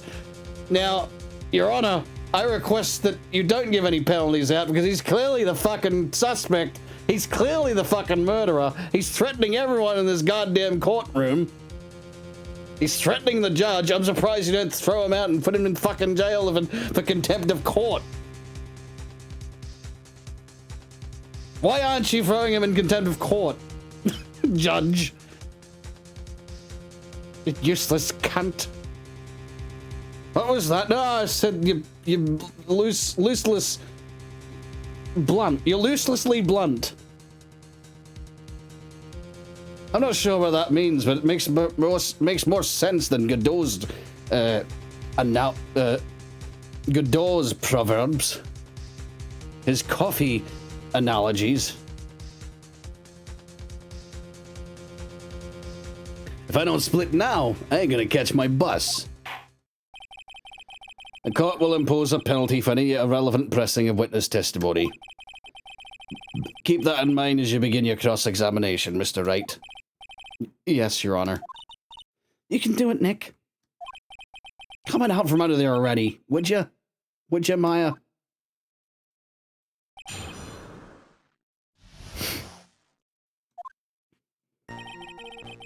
I know nothing about no murder. I was tied up with business in December last year. Spent all my time in my office.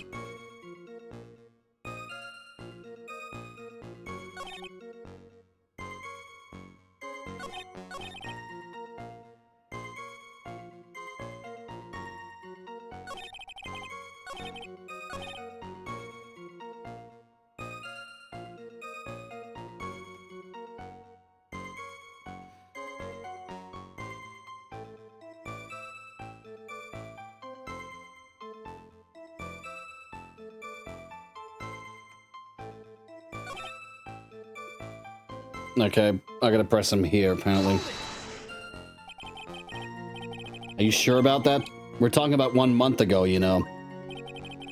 You see these teeth? That's how sharp my secretary is. Sharp?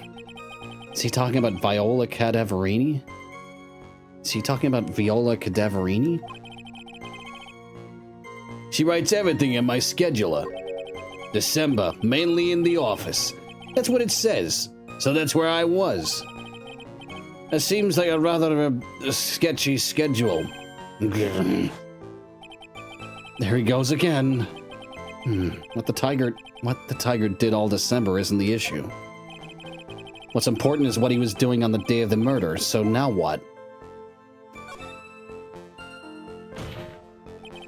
Mr. Tigre, what do you want? What do you want? If you wouldn't mind going into a bit more detail. Objection. This is a dead end, Trite, and you know it. Remember the rules. Objection. No, it's essential that we establish the witness's alibi accurately. I agree. The victim was killed on December 3rd. Were you in the office that day too? Maybe you ain't listening. Of course I was. I never set foot outside. I had meetings all day with a bunch of cats wanting to do business with me. I had never seen that young kid before. I do believe the witness's last statement was important. Mr. Godot, if you could please... Mr. Tigre, the court asks you to add that last statement to your testimony. Don't let an animal beat you. Be a man. Be a man, Your Honor, and ask him yourself. The day you was talking about, I was in the office too. I never saw that kid before.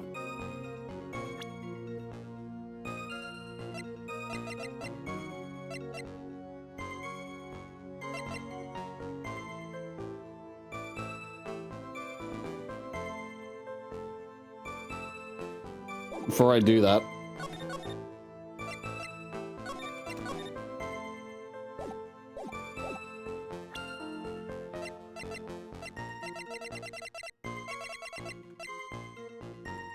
Objection.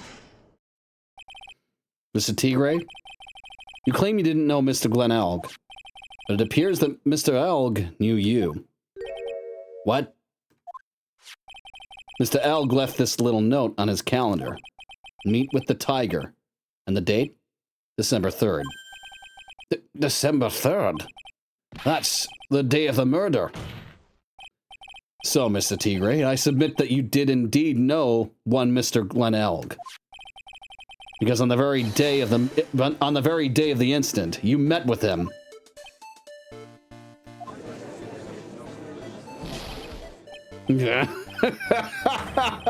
Not bad. You was actually not bad. Sorry? I was just messing with yous to see how good you were. Did you hear that, Nick? He said you're not bad. That's one compliment I can do without. Plus, he's lying through his teeth. Witness, please remember that you're under oath. Lies will not be tolerated. You's calling me a liar? Is that what you're doing? Uh-oh. Uh-oh. So you're saying that you claim to have never seen that kid before. Is that the truth? I said I'm dead serious. You's better believe that's the truth. Then I'd say that gives me time to enjoy another cup of pure black magic. That is, while you testify for the court again, Mr. Tigre. Oh, yes, would you mind indulging the court, witness? He never actually met the victim. That's got to be a lie right there. It's time I nailed this guy. You still think about your favorite Edgeworth quote. What would that be? Fuck, was that really a couple of minutes ago? Jesus. I ain't no liar, never met Glenelg. There was some lame guy with that name, though, wanted to borrow cash from me. I set up a meeting with the guy at my office, tend the lender. I waited around for him, but he never showed up. I ain't never even been to that Trebian joint. That Trebian joint, you's here? Okay. I see. That all seems perfectly logical. You had arranged to meet with the victim, but he didn't show up. I've heard it's pretty hard to keep appointments when you're dead. Very well, you may begin your cross-examination, Mr. Wright. Yes, Your Honor. Didn't I tell you I got a big deal going down today? I ain't gonna make my bus now. I'm gonna have to take the express train. That bill's going straight to you, right? I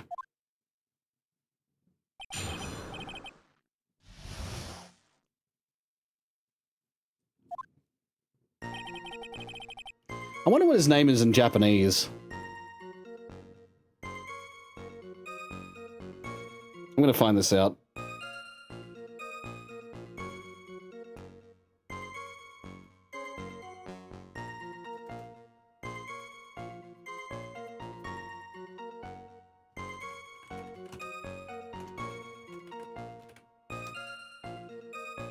Fuyo T-Ray. How do I find his name? Japanese. Toranosuke Shibakuzo. Naniwa no Zenitora. Naniwa no Zenitora. Shibakuzo is Kansai slang, which roughly means something along the lines of, I'm gonna kick your ass. Right, okay. So, Toranosuke Shibakuzo is his name, but the last name, apparently, Kuzo, Shibakuzo. But Shibakuzo means I'm gonna kick your ass. Toranosuke roughly means tiger boy in Japanese. Okay. Naniwa no Zenitora. Zenitora may come from Japanese zeni, meaning money or coin, and tora, which means tiger. This would make his alias literally Money Tiger, which is fitting considering his occupation. Naniwa is the former name for the Japanese city of Osaka. Oh, okay. Naniwa.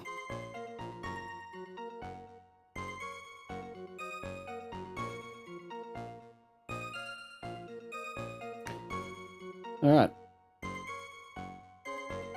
Furio, from the word furioso, which means furious in Italian, Portuguese, and Spanish. This is most likely referring to his personality. Tigre means tiger in a number of languages.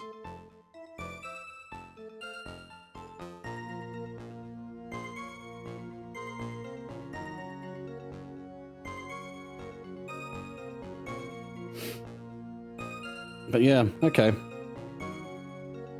So yeah, Japanese. Obviously, they had to make sense of the Japanese name and sort of like, because they couldn't use the slang from Japanese, obviously.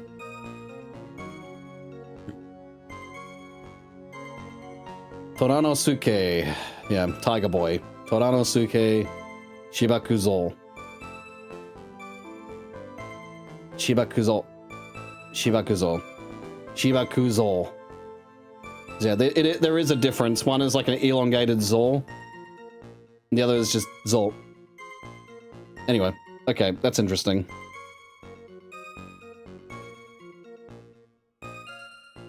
I ain't no lie, I never met Glen Elg. Know some lame guy with that name, though, wanted to borrow cash from me.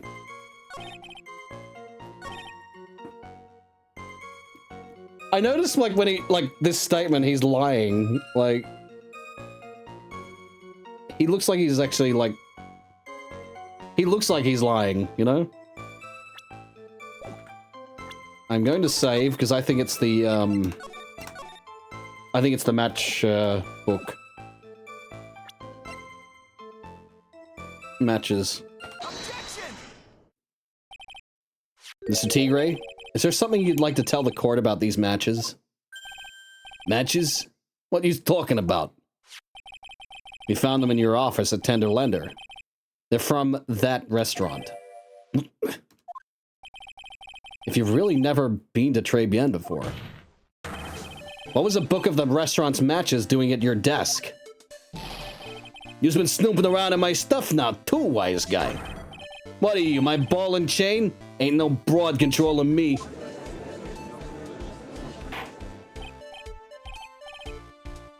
No wonder he looked like an idiot as a lawyer.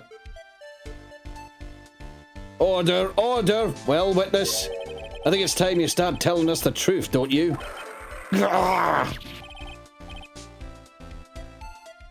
You thought he said Wagusi?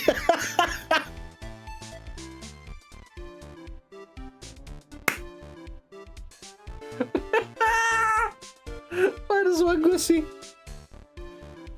Wagusi! What the fuck is Wagusi? Oh, God damn it.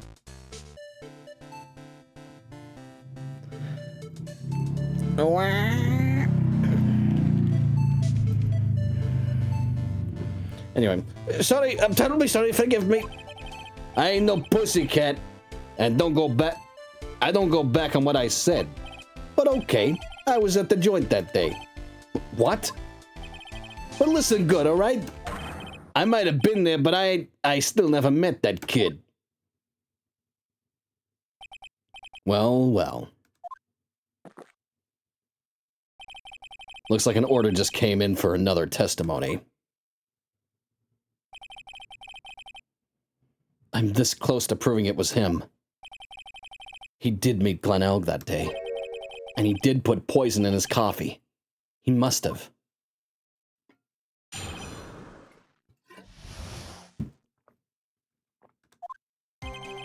I was supposed to meet with the kid at the restaurant that afternoon.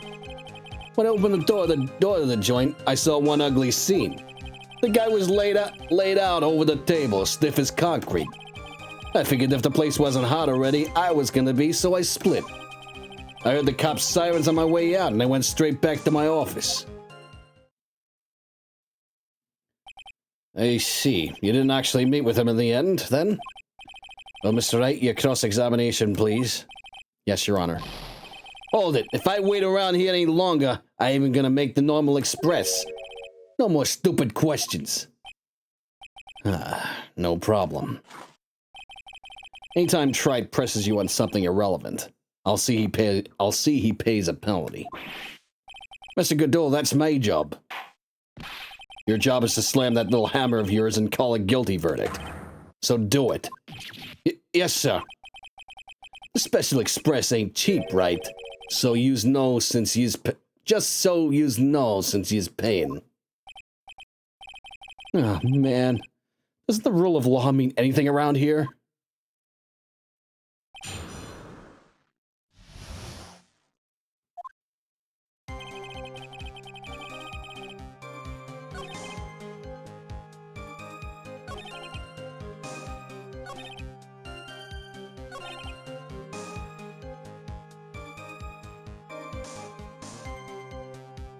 Okay, this one's a little...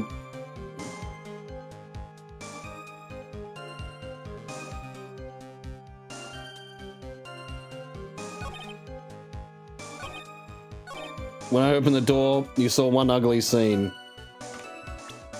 Apparently, it's floor plans. Objection! You're something of a loan collecting pro, aren't you? You're something of a loan collecting pro, aren't you, Mr. Tigre? No one escapes the tiger's clutches. Well, I'm something of a lie detecting... Well, I'm something of a lie detecting pro. And no one escapes the Phoenix's clutches. I think it's time we got something straight. What's this, Trite? A new line of irrelevant question... A new line of irrelevant questioning? These are the floor plans of the crime scene. You say you were standing at the entrance, Mr. Tigre. From there, your field of vision would have covered in an area something like this. Indeed, the witness would have had a clear view of the victim's seat. Isn't that what I just said I saw the back of the kid's head? Unfortunately for you, that's not possible. If the court would think back, you'll remember that between each of the tables is a tall partition. There's a tall partition. Wait, that's true. Now look at the plans again. The truth is painfully obvious. From the entrance, the field of vision of any customer walking in ends here.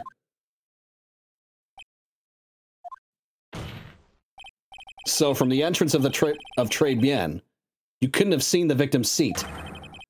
But you did see the victim that day, because you met with him. Objection! Wrong. Have you forgotten the old man's testimony yesterday? The victim was alone at his table. Objection! But the defense just proved that point to be moot. The victim witnessed by Mr. Kudo was not Glen Elg, but a fake. What? The order to have Mr. Kudo falsely testify, the real killer posed as the victim he just killed and acted out a charade. That will do. This trial has gone on long enough without the obvious question being answered. Who exactly was this real killer who impersonated the victim? You see, the killer murdered Glen Elg, and then impersonated his victim in a performance for Victor Kudo. In that case, Mr. Wright, reveal the identity of this criminal to the court.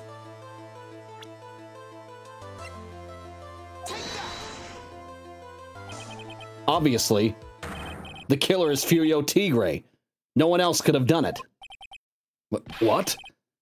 Well, witness? Now that's cute. You think you can pin this on the tiger? Maybe you just don't understand. The tiger is king in the jungle. So I dare you to say it again. Come on. You got the guts. You can't threaten me, Mr. Tigre. It's the defense. Go ahead and tell the witness, Mr. Wright. Mr. Wright? Sounds to me like it must be you, old man. You's got guts, I'll give you. You's got guts, I'll give you that. With his ripe tomato skin.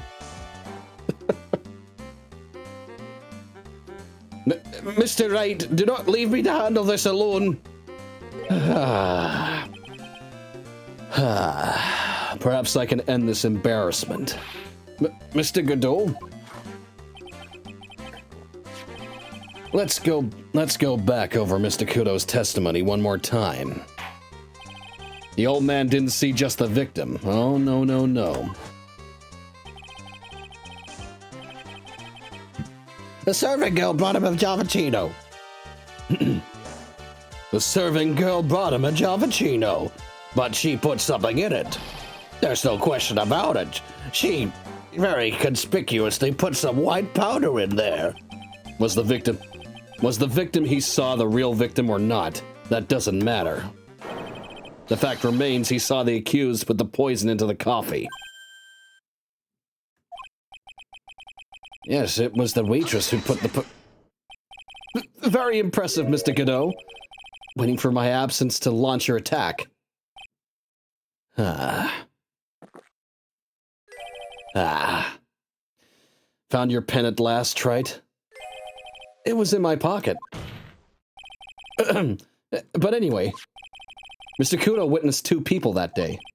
He saw the victim, the supposed Mr. Glenelg, and the waitress from behind. Yes, your point, Mr. Wright? I think the conclusion is obvious. If this Glenelg was really the killer in disguise, then surely it's possible the waitress was also part of the show. What? You mean the waitress was an imposter as well? The defendant, Miss Bird, fell unconscious immediately after the incident. And someone used her fainting to hatch an elaborate plan to pin the murder on her. Who on earth was it? Who was this waitress that Mr. Kudo witnessed?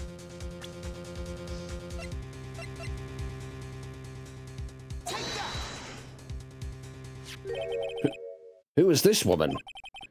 Her name is Viola Cadaverini. She's an employee of... she is an employee. She's an employee of Tenderlender. You's making a big mistake. Do you know who Violetta's grandfather is? You better be going home in an armored truck tonight if you know what I mean. Stop shaking, Nick. But where was I? Yes, the defendant, Miss Bird, has stated the following. Well, when I took the coffee over to the victim's table, it's true there was another customer in the restaurant. She was sort of creepy, and she had a kind of cackling laugh.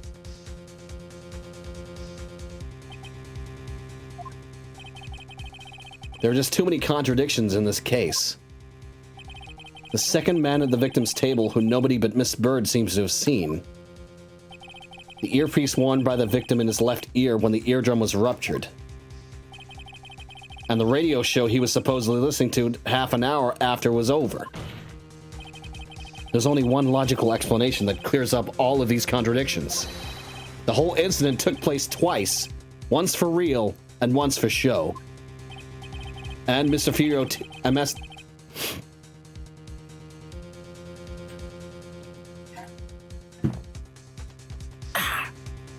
And Mr. Furio Tigre, the only person who could have committed the crime, is you. Witness, what have you got to say? That's cute. Sorry? You's alright. I could do with a guy like you around. What do you mean? Okay, I'm in on this game. I'm gonna have to charter a jet to get to my meeting now, but I'm gonna give yous one more thing to think about before I go. Something to think about? You's got it all wrapped up nice, huh, Wright? But you's missed out one real important thing. But that can't be. I was in the joint that day, and I met that kid, too. But I couldn't have poisoned him, you hear? What? Do you really expect us to believe you now, Mr. Tigre? What a troublemaker. Troublemaker? Looks like we're going to need another one for the road.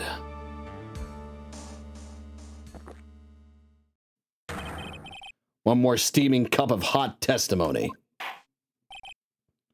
Indeed. Witness, you will explain yourself to the court. I'll give you one more chance to testify. What happened that day at Trebian between yourself and the victim?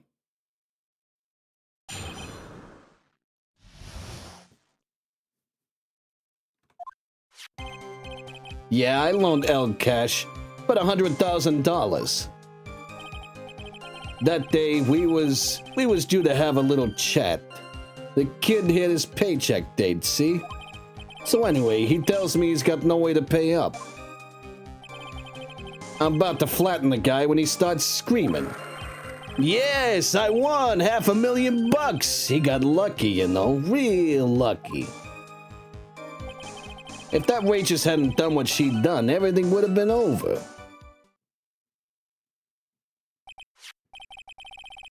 I see the principal amount you loaned to Mr. Elg was $50,000.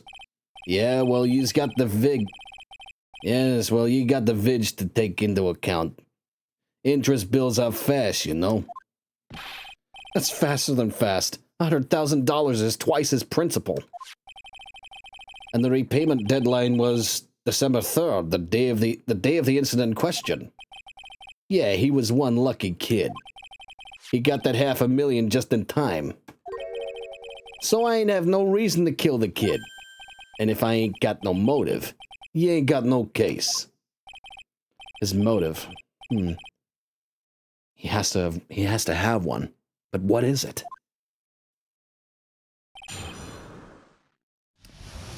To get the Mad Bomber virus. Not the Mad Bomber? Not Mad Bomber, fucking MC Bomber. MC Bomber, fucking hell. Potentially worth millions of dollars.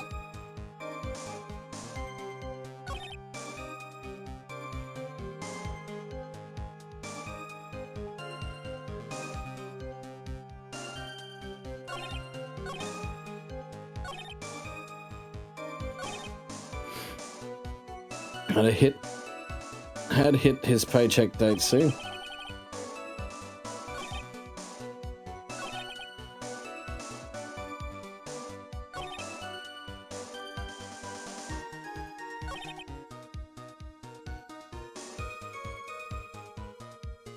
MC Escher.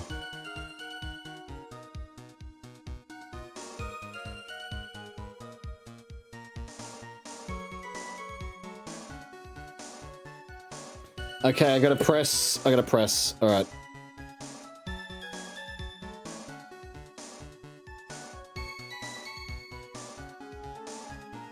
Press on here.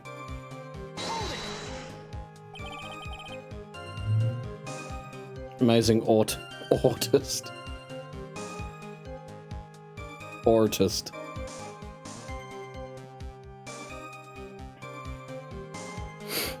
The waitress, you mean? The girl with the glasses in the defendant's chair. Who else could I mean? If she hadn't gotten away, things would have been bada bing, bada boom, over and done with. Maybe I should push a little on this.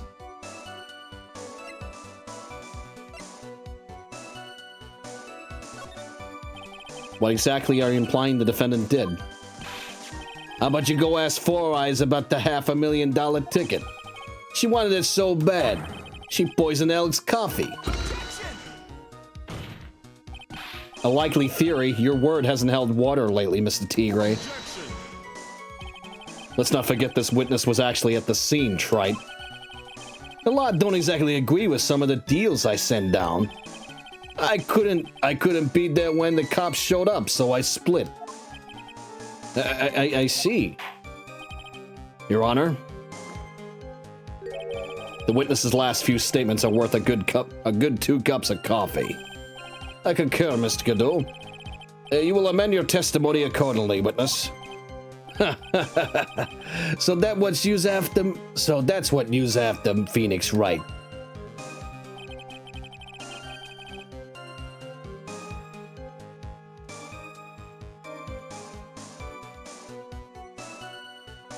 Okay,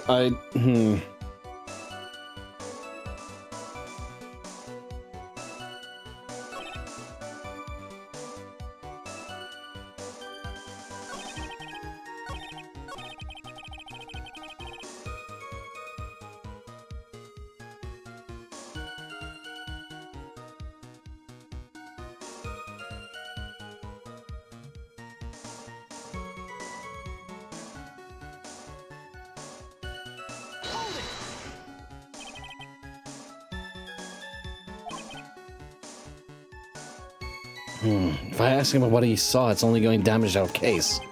What do you mean things would have been over and done with? Are you all there or what? I'm talking about the cash. I was there to get my 100,000 bucks back, that's all. I'm a businessman.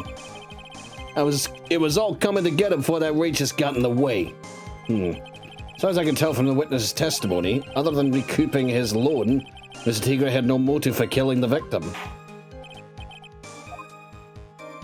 Have it amended. I'm not going to get anywhere with the testimony as it stands. Your Honor, the defense would like the testimony amended. Very well. Witness, you will amend your testimony to reflect your recent statements, please.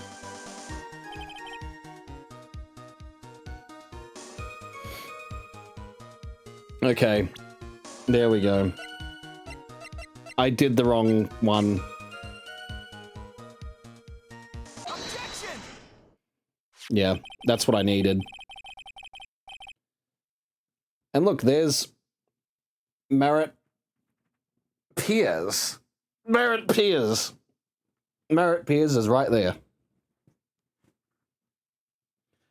So you just intended to get back the $100,000 Mr. Elg owed you, correct? I loaned the guy the cash, so that's my right. Unfortunately for Mr. Elg, I don't believe the $100,000 is what you were really after. Objection! What are you getting at, Trite? What else would a moneylender be after other than money? Oh, the moneylender was after money, but money in a totally different league. The kind of money that a single disc like this would fetch. What is that? A computer virus, Your Honor. A virus called MC Bomber. A computer virus? What does one of those do? A computer virus is a program that wreaks havoc on the insides of a computer. A computer? What does one of those do? I guess the beard isn't the only part of his honor. That is from the Stone Age. I'll explain it to you later, Your Honor. Right now, this is the important point. A virus like MC Bomber would be worth several $1 million on the black market. Several $1 million? Lending money with no hope of ever seeing repayment would normally be bad for business. But in this case, the very fact that Glenn Elg had no way to repay the money is crucial. What?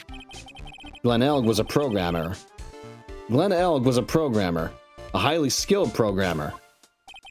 That skill was the collateral Mr. Elg put up in order to borrow the money. Objection! You're trying to suggest the witness's motive was to get hold of that program? Exactly. The witness may have poor fashion sense, but he is by no means an idiot, Trite. A man like him could get his hands on $1 million without resorting to murder. Of course he could, provided that he had time. But what if he had needed the money right then? When the pressure's on, the luxury of choice tends to disappear. It seems you have a logical conclusion for this theory, Mr. Wright. Would you care to share it with us? Why did Mr. Tigre need money to the tune of $1 million? This very thing here. In December of last year, you found yourself in need of a huge amount of money. About 6 months ago, you were involved in a traffic accident, weren't you? An accident involving a car and a scooter, in which a young woman was injured. She was taken to the hospital, where she underwent surgery. How much of this do you know? These medical papers document the treatment of the young woman in question. According to these, her operation cost $1 million. And yet when the payment was due last month, you somehow managed to pay it in full. $1 million? A preposterous sum. Someone should sue these HMOs. No one would pay a bill like that. If the medical association got wind of it, the hospital would end up as dead as a morgue. But Mr. Tigre had no choice but to pay, because his very life depended on it.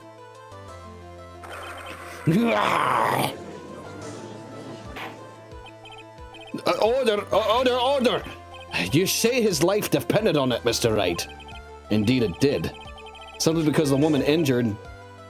Simply because the injured woman was none other than Viola Cadaverini. Did you say Cadaverini? Bruto Cadaverini, mob boss in charge of all underworld activities in the city, and doting grandfather to his precious Violetta, also known as Viola Cadaverini.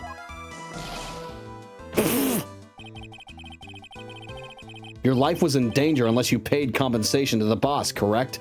It makes sense. You were desperate to acquire the $1 million Bruto Cadaverini demanded of you. So desperate, in fact, that you decided to sacrifice Glenelg's life to pay your debt.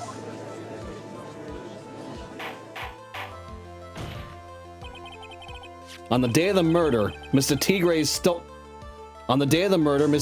sole intention was to get his hands on this CD. Glenelg had no way of paying back the $100,000, and Mr. Tigre knew it. But then a miracle happened.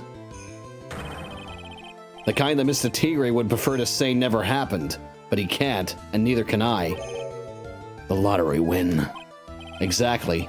At the 11th hour, Mr. Elg won $500,000 on the lottery, which left Mr. Tigre with no way of getting his hands on the all-important CD. At least, no legitimate way.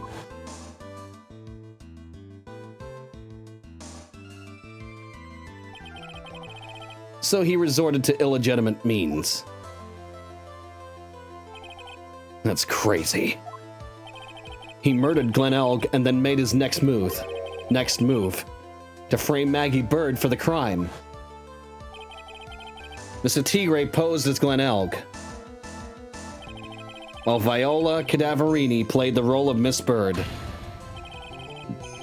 And then they reenacted the whole thing in order to establish a witness. The witness being the one we all heard testify yesterday, Mr. Victor Kudo. Like I said, Trite, that's crazy. No one can pull off a stunt like that. For starters, there's no way the chef could have been kept in the dark about it. But Mr. Armstrong was in on it from the very beginning. Have you forgotten already, Mr. Godot? Mr. Armstrong owed the witness money too. $500,000, in fact. He had no choice but to go along with Mr. Tigre's plan.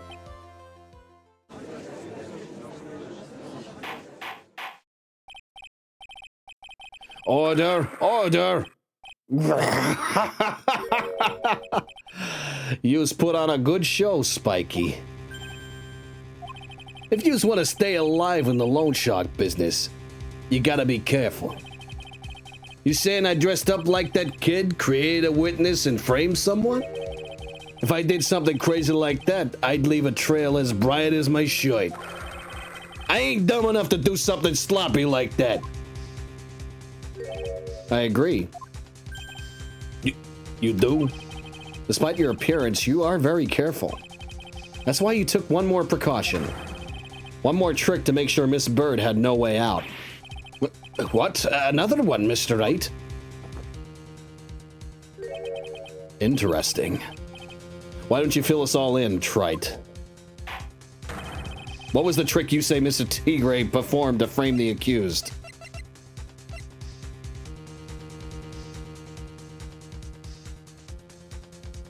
It's gotta be this. What on earth is that? What an insult to think anyone could be fooled by such a childish imitation. Consider yourself insulted, Your Honor. Mr. Tigre, you didn't just pose as the victim on the day in question. A month ago in this very court, you posed as me. But what? That's the truth. But the witness looks nothing like you, Mr. Wright. Although, now that I think about it, It was you, wasn't it? No doubt it was you. Standing in here this very court a mere month ago. The Phoenix Wright who put up the most disreputable shabby defense I've ever seen. Can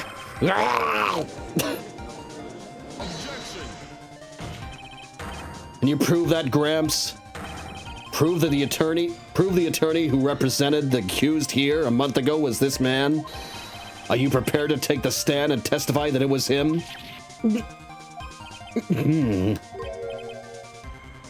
Hey, forget about it, yeah?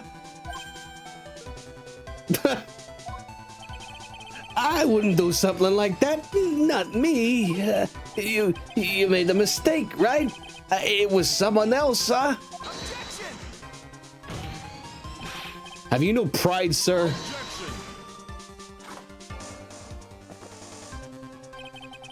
This isn't a matter of pride. In case you didn't know, Trite, here in court, we deal with people's lives. Mr. Godot is right, Your Honor. Speaking for myself, I am absolutely convinced. The attorney in question was the witness standing before me now. However, I preside over this court as the judge, with the vested power to hand down a verdict. Someone in my position cannot be swayed by a memory without evidence to support it. No! If the defense has no further evidence, the court will now excuse the witness. The circumstances surrounding Mr. Tigre are dubious for sure, but not conclusive. But we've come so far. You say he impersonated Glen Elg. You say he impersonated you. But none of that adds up to a murder charge. You don't have a shred of evidence that the witness poisoned the victim's coffee. Yeah, that's why we need the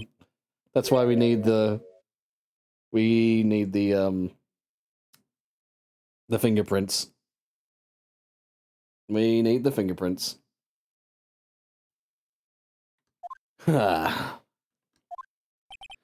Sucks to be you, right? Don't mess with the tiger, or you're gonna get mauled. You got that? All he managed to do here was chase him around a bit. I was so close to getting him to admit his own guilt.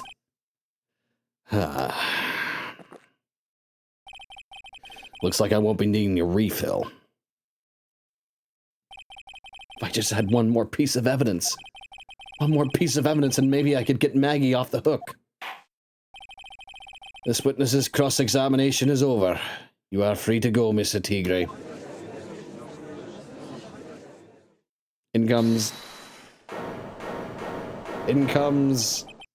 Your Honor, sir. Wait! Detective Gumshoe. Sorry I took so long, pal. I staked everything on this. My badge, the works. So here it is. My heart's counting on this too. What is it, Detective? Isn't it obvious, pal? It's the final decisive piece of evidence. What? What?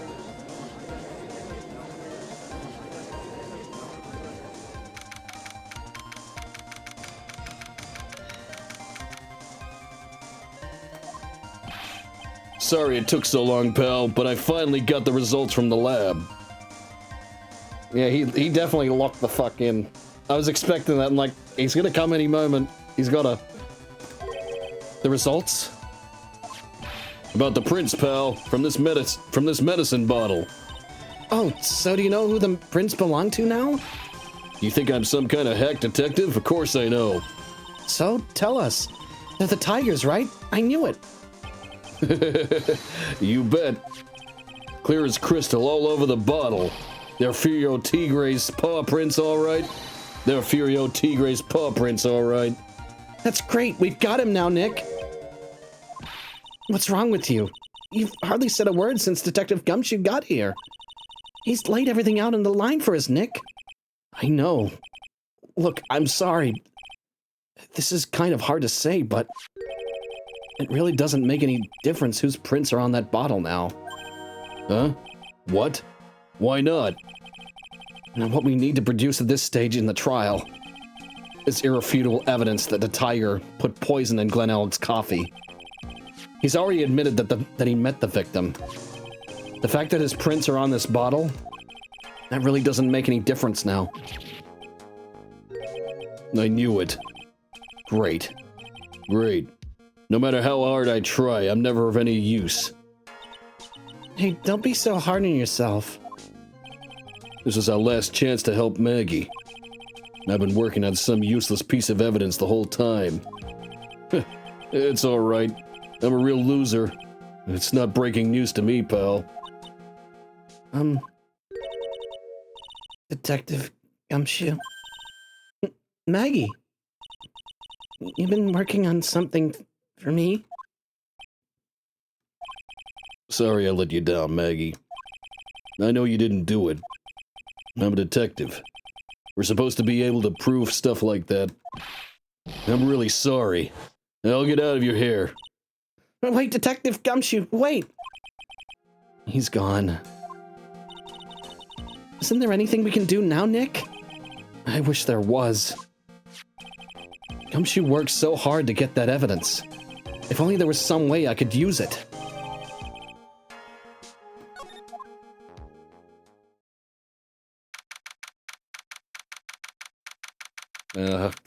Poor Gumshoe.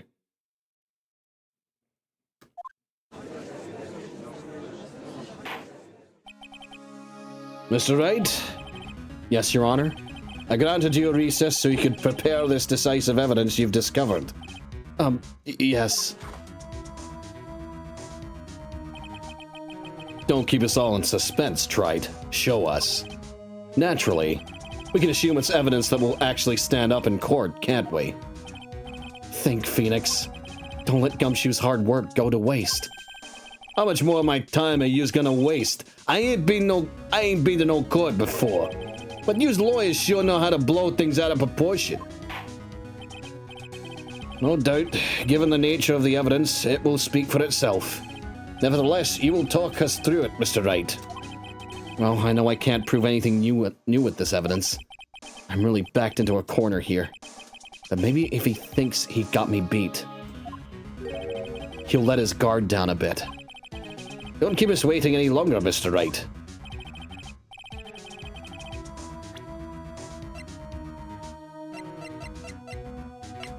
I don't think it's a trick question.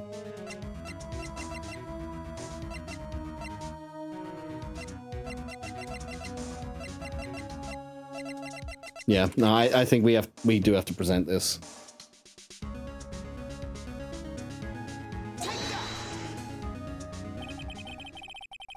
This is the defense's final piece of evidence. Is that the victims? Your Honor? Naturally, the court is already aware of the contents of this bottle. However, interesting new information has come to light. We have clearly identified some fingerprints on it. Fingerprints belonging to you, Mr. Tigre. What? Well, so I'm gonna save just in case. But, Mr. Wright, what conclusion are you hoping to draw from this new information? Everyone in here knows what this bottle contains. Except one man. One person in this courtroom should theoretically be in the dark. My prints are on that pantsy-looking bottle? Is that what you saying? But what the hell's in it anyway? A phony trial, a phony lawyer, and phony clues.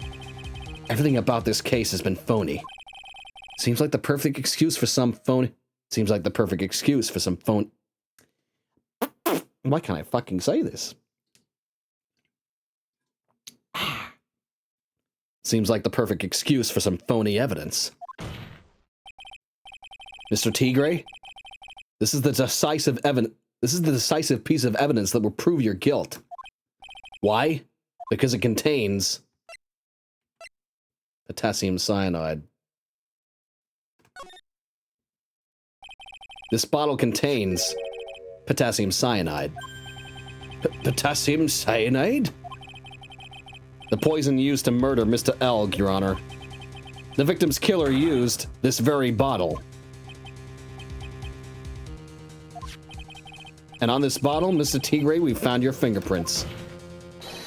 Well, how do you explain that?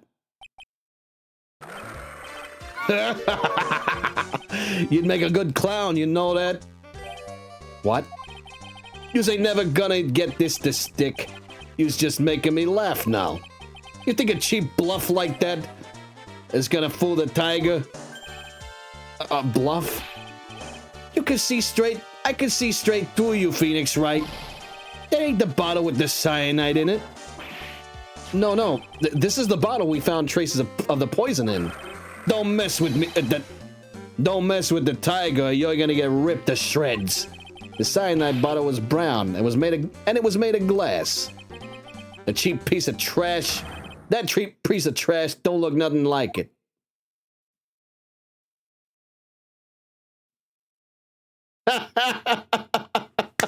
Yep. He just fucking said exactly what the fucking bottle was. Got him. At last. What? Why has everyone gone quiet? They said that bottle... Is this the bottle you're referring to? Yeah, that's it. That's the bottle the cyanide was in. Well, you ain't gonna find any prints on that bottle. Don't let that cozy-looking suit fool you people. That lawyer's just playing games. Tell him, Mr. Prosecutor. Tell that guy where to go. You still haven't figured it out. Don't you realize what you just said? What I said? What did I just say? You were summoned to this court for the first time earlier today. If you really had nothing to do with the murder, you shouldn't have known all the little details. For instance, you shouldn't have known what kind of bottle of the potassium cyanide was in.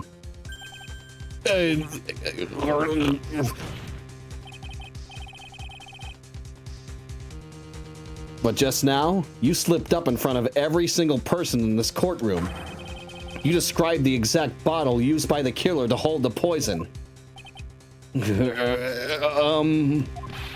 Yous don't know who yous messing with. I'm the tiger. I control millions of dollars on the black market. You think I'm gonna let some jumped-up sook get the better of me? Sure, the last piece of evidence was phony.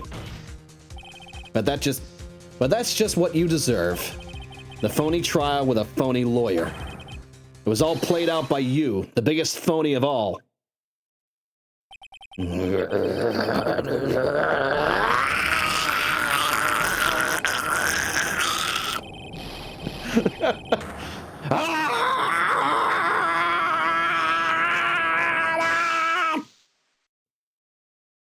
Dead.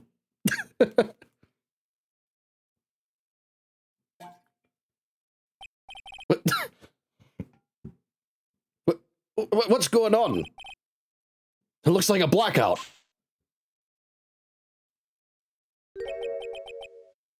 Well done, Wright. I saved my 17th cup of coffee just for you. Savor it. While you watch the police restrain your prey. Did he have a heart attack?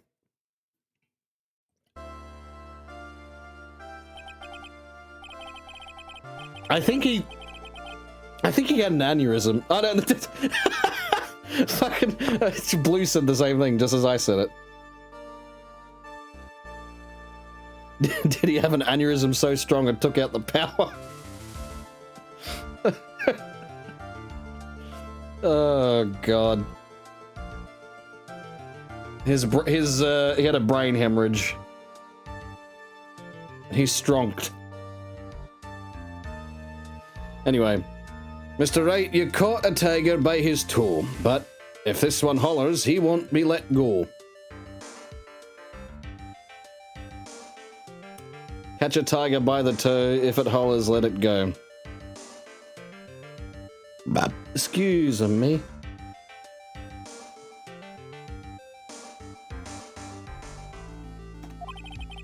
Now then, how are things going with Mr. Tigre, Mr. Godot?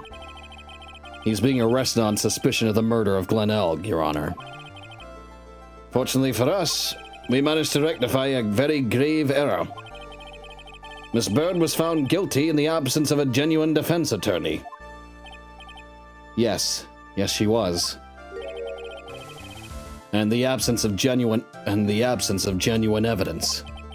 But the tiger made one mistake. Indeed. He very nearly got away with everything if it wasn't for that one slip of the tongue. Furio Tigre is a truly frightening criminal. The truly frightening one.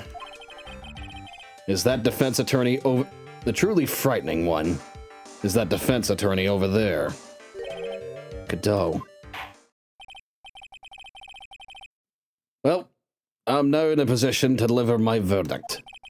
This court finds the defendant, Maggie Bird, not guilty.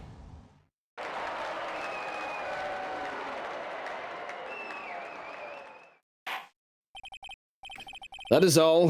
The court is adjourned.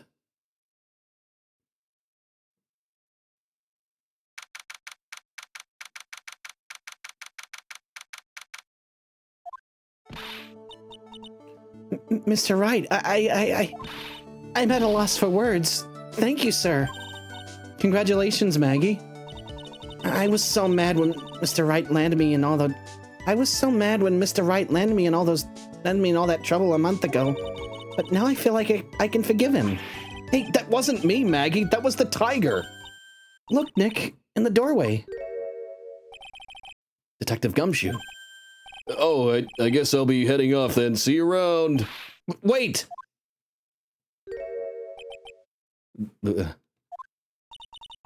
Detective Gumshoe? Oh, yeah. Congratulations, Maggie. Thanks.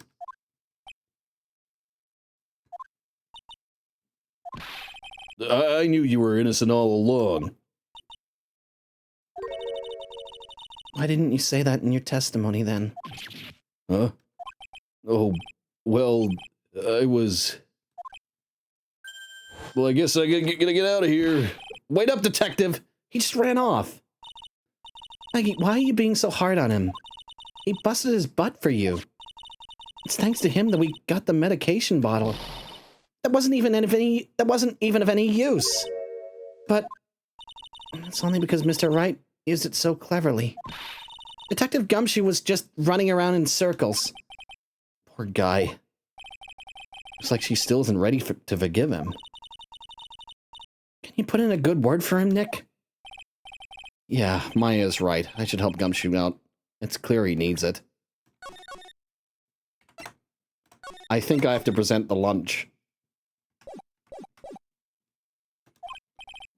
Maggie? You know, Detective Gumshoe's being really worried about you through all of this. I wanted to believe that, sir. But on that first day of the trial, he practically gave the judge a free pass to lock me up. He didn't have any choice, Maggie. He's a detective. He has to report the facts. He doubted me, that's why. He thought I might have done it. I've got to prove to her that Gumshoe really cares about her. I know. I'll give her a little present to celebrate her freedom. This is like a day old now. Here you are. A present to celebrate your freedom. That's... A present from Detective Gumshoe. Made with a ton of love. He said you lost weight and he was worried about you. Detective Gumshoe. I actually really like weenies, you know?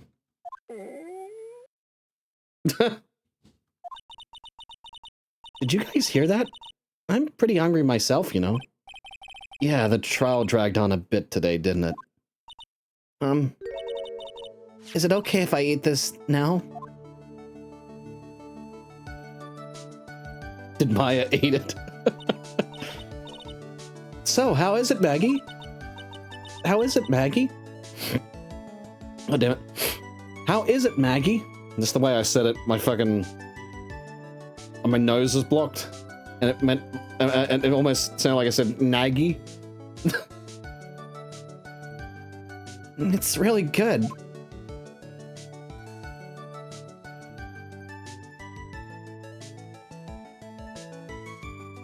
So the case of phony versus genuine comes to an end.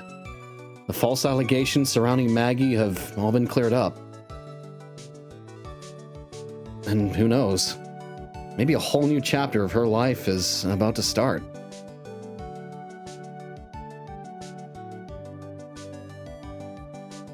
She's been dressed like this for 3 days. She's been dressed like this for a whole month. She's been dressed like this since the 3rd of December. Ooh, Turnabout Beginnings, eh? And look who it is on the cover. Look who is presented to us. Now, it is getting late. Apparently, this is a very short trial.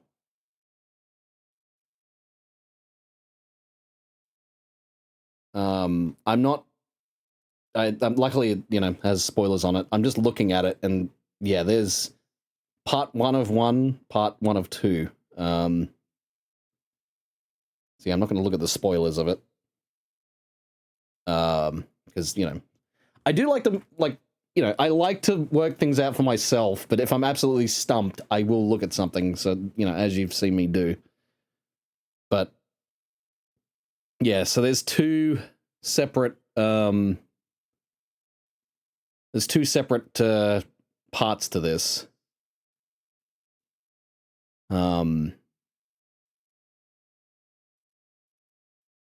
So, yeah, I'm not sure how long that's going to take.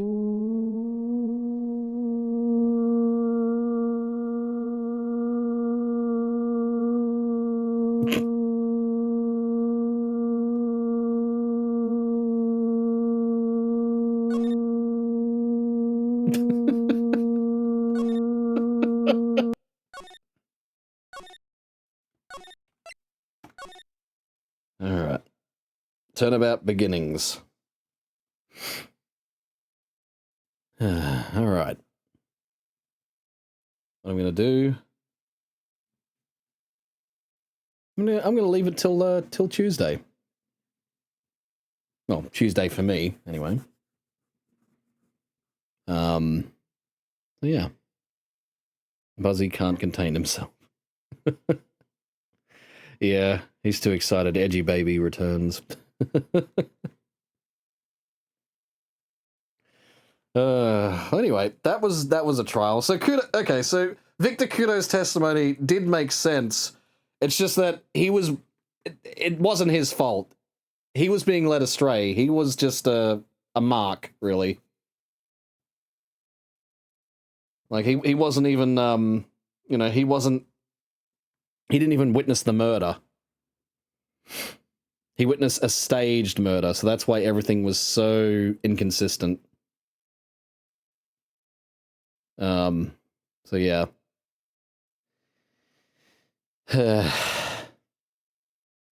That's what happened.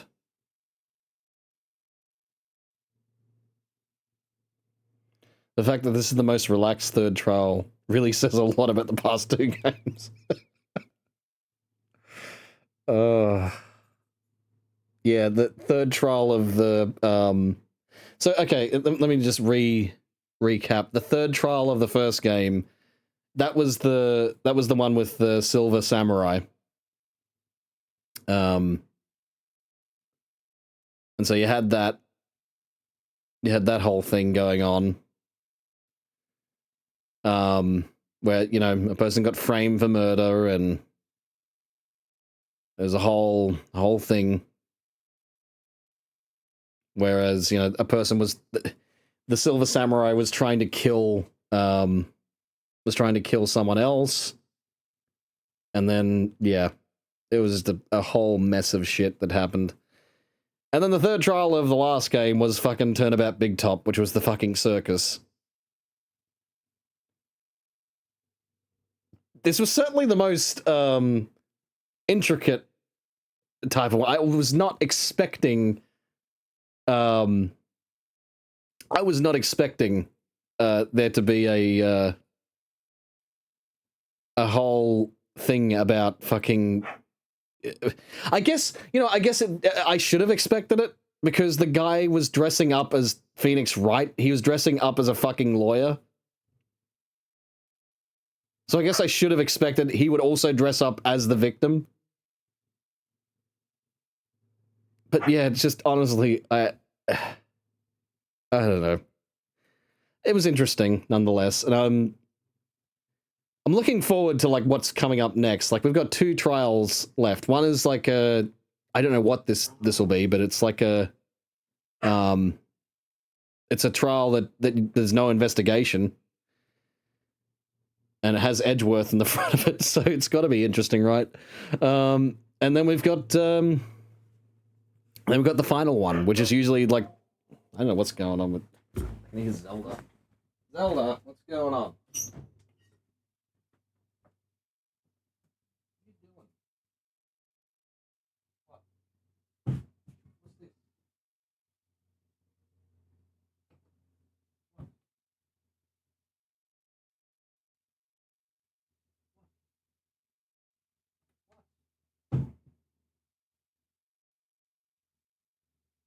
Be in there anyway. Come on. Out. Come on. Come on. Bed's not made up.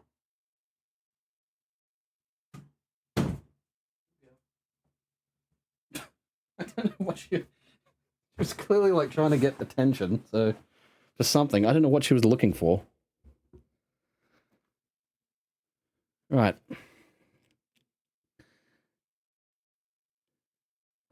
You might play that Edgeworth game before I even stream it. I mean, hey, you can go right ahead. Maybe when I get stumped, you can give me suggestions. But yeah, honestly, I'm enjoying my time with this series.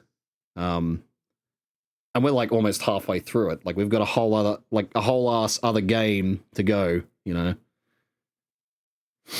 So there's that. And at some point, I do want to play the older one, the one that's like set in the past. There's that one too.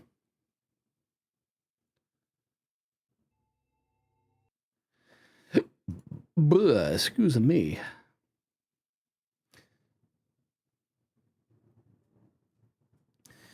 Anyway.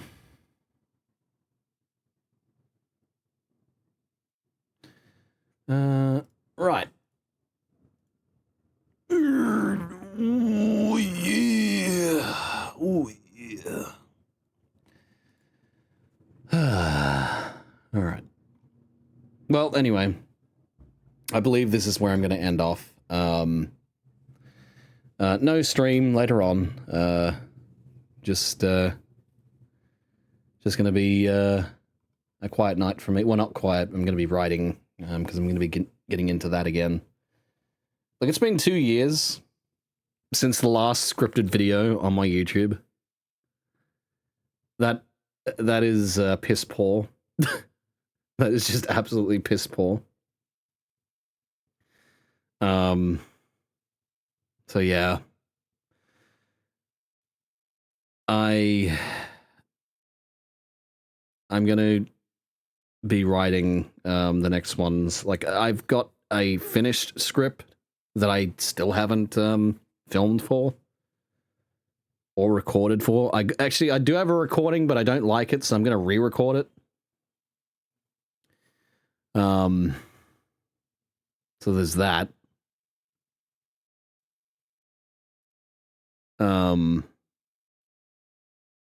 But yeah, like there's just a lot that's there's just a lot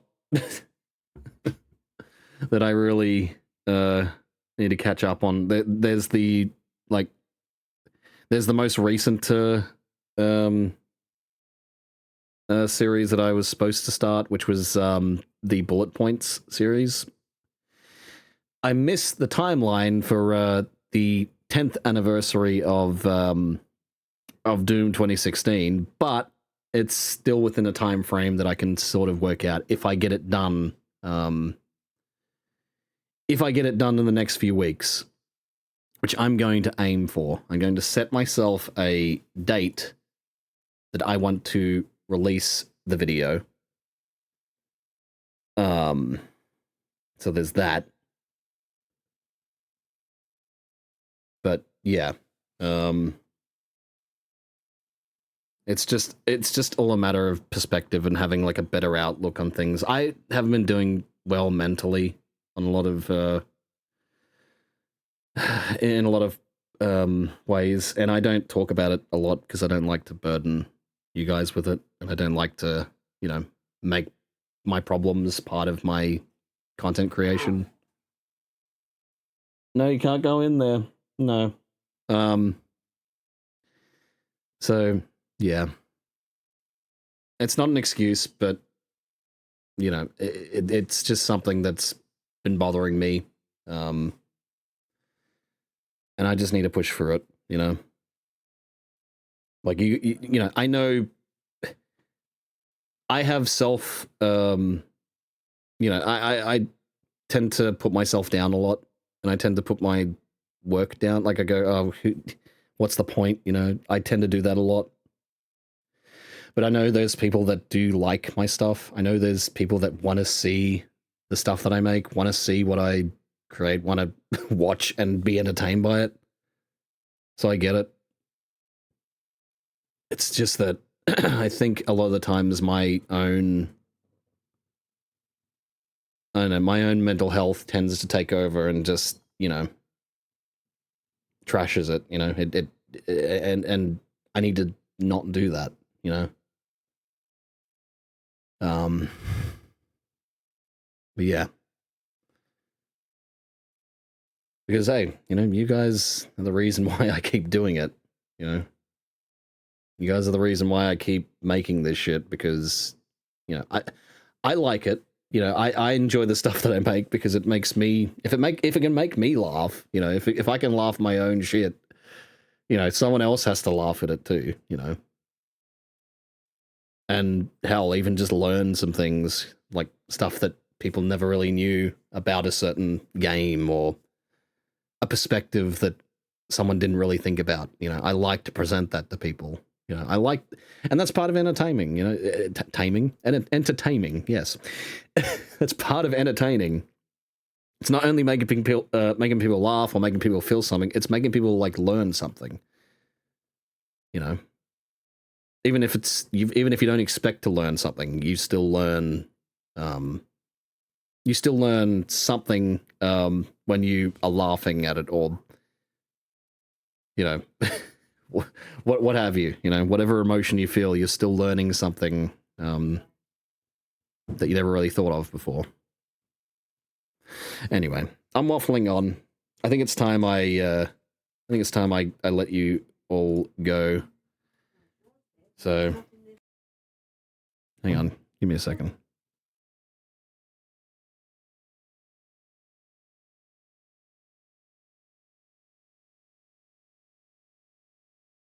All right. Right. So yeah. Anyway, let's end this stream now. But guys, thank you very much for watching. Thank you for lurking. Thank you for chatting. Thank you for dropping by, say hello. Whatever you did, thank you very much. You're awesome. Hope you realize that. I'll see you again for the next one. Catch you next time, Sean, man. Happy holiday. Happy holiday. Isn't it summer holidays for you Americans? Does that start on like 1st of June or something? I mean, it's winter for me right now. Like, it's going to be winter tomorrow. Like, officially winter. I'm glad about that. You're on holiday right now. Uh-huh. That's so good. Now you can wank whenever you want. Oh, jeez. I'm a dickhead. You go back on Saturday. Okay, well, that's pretty good. I guess you'll be able to catch all the fun stuff. until Saturday, of course. But anyway, guys. But yeah, thanks for listening to my sort of I don't know what you would call it. My heartfelt feelings over stuff. Like I said, I don't like to burden people with mental health issues and stuff. I'd like to keep that separate, but you know, I guess sometimes I gotta be honest, you know. That way you guys know what's happening with me. Yeah. Anyway, guys, seriously, thanks again. Thanks for being here. Thanks for watching. But of course, I'll see you again for the next one. So I'll also make sure to get the schedule out, like I did for this week. So stay tuned for that. Anyway, I'll see you all for whenever the next stream will be. So thanks again. And as always, no matter where you're in the world, no matter what time it is, stay safe and have a nice day.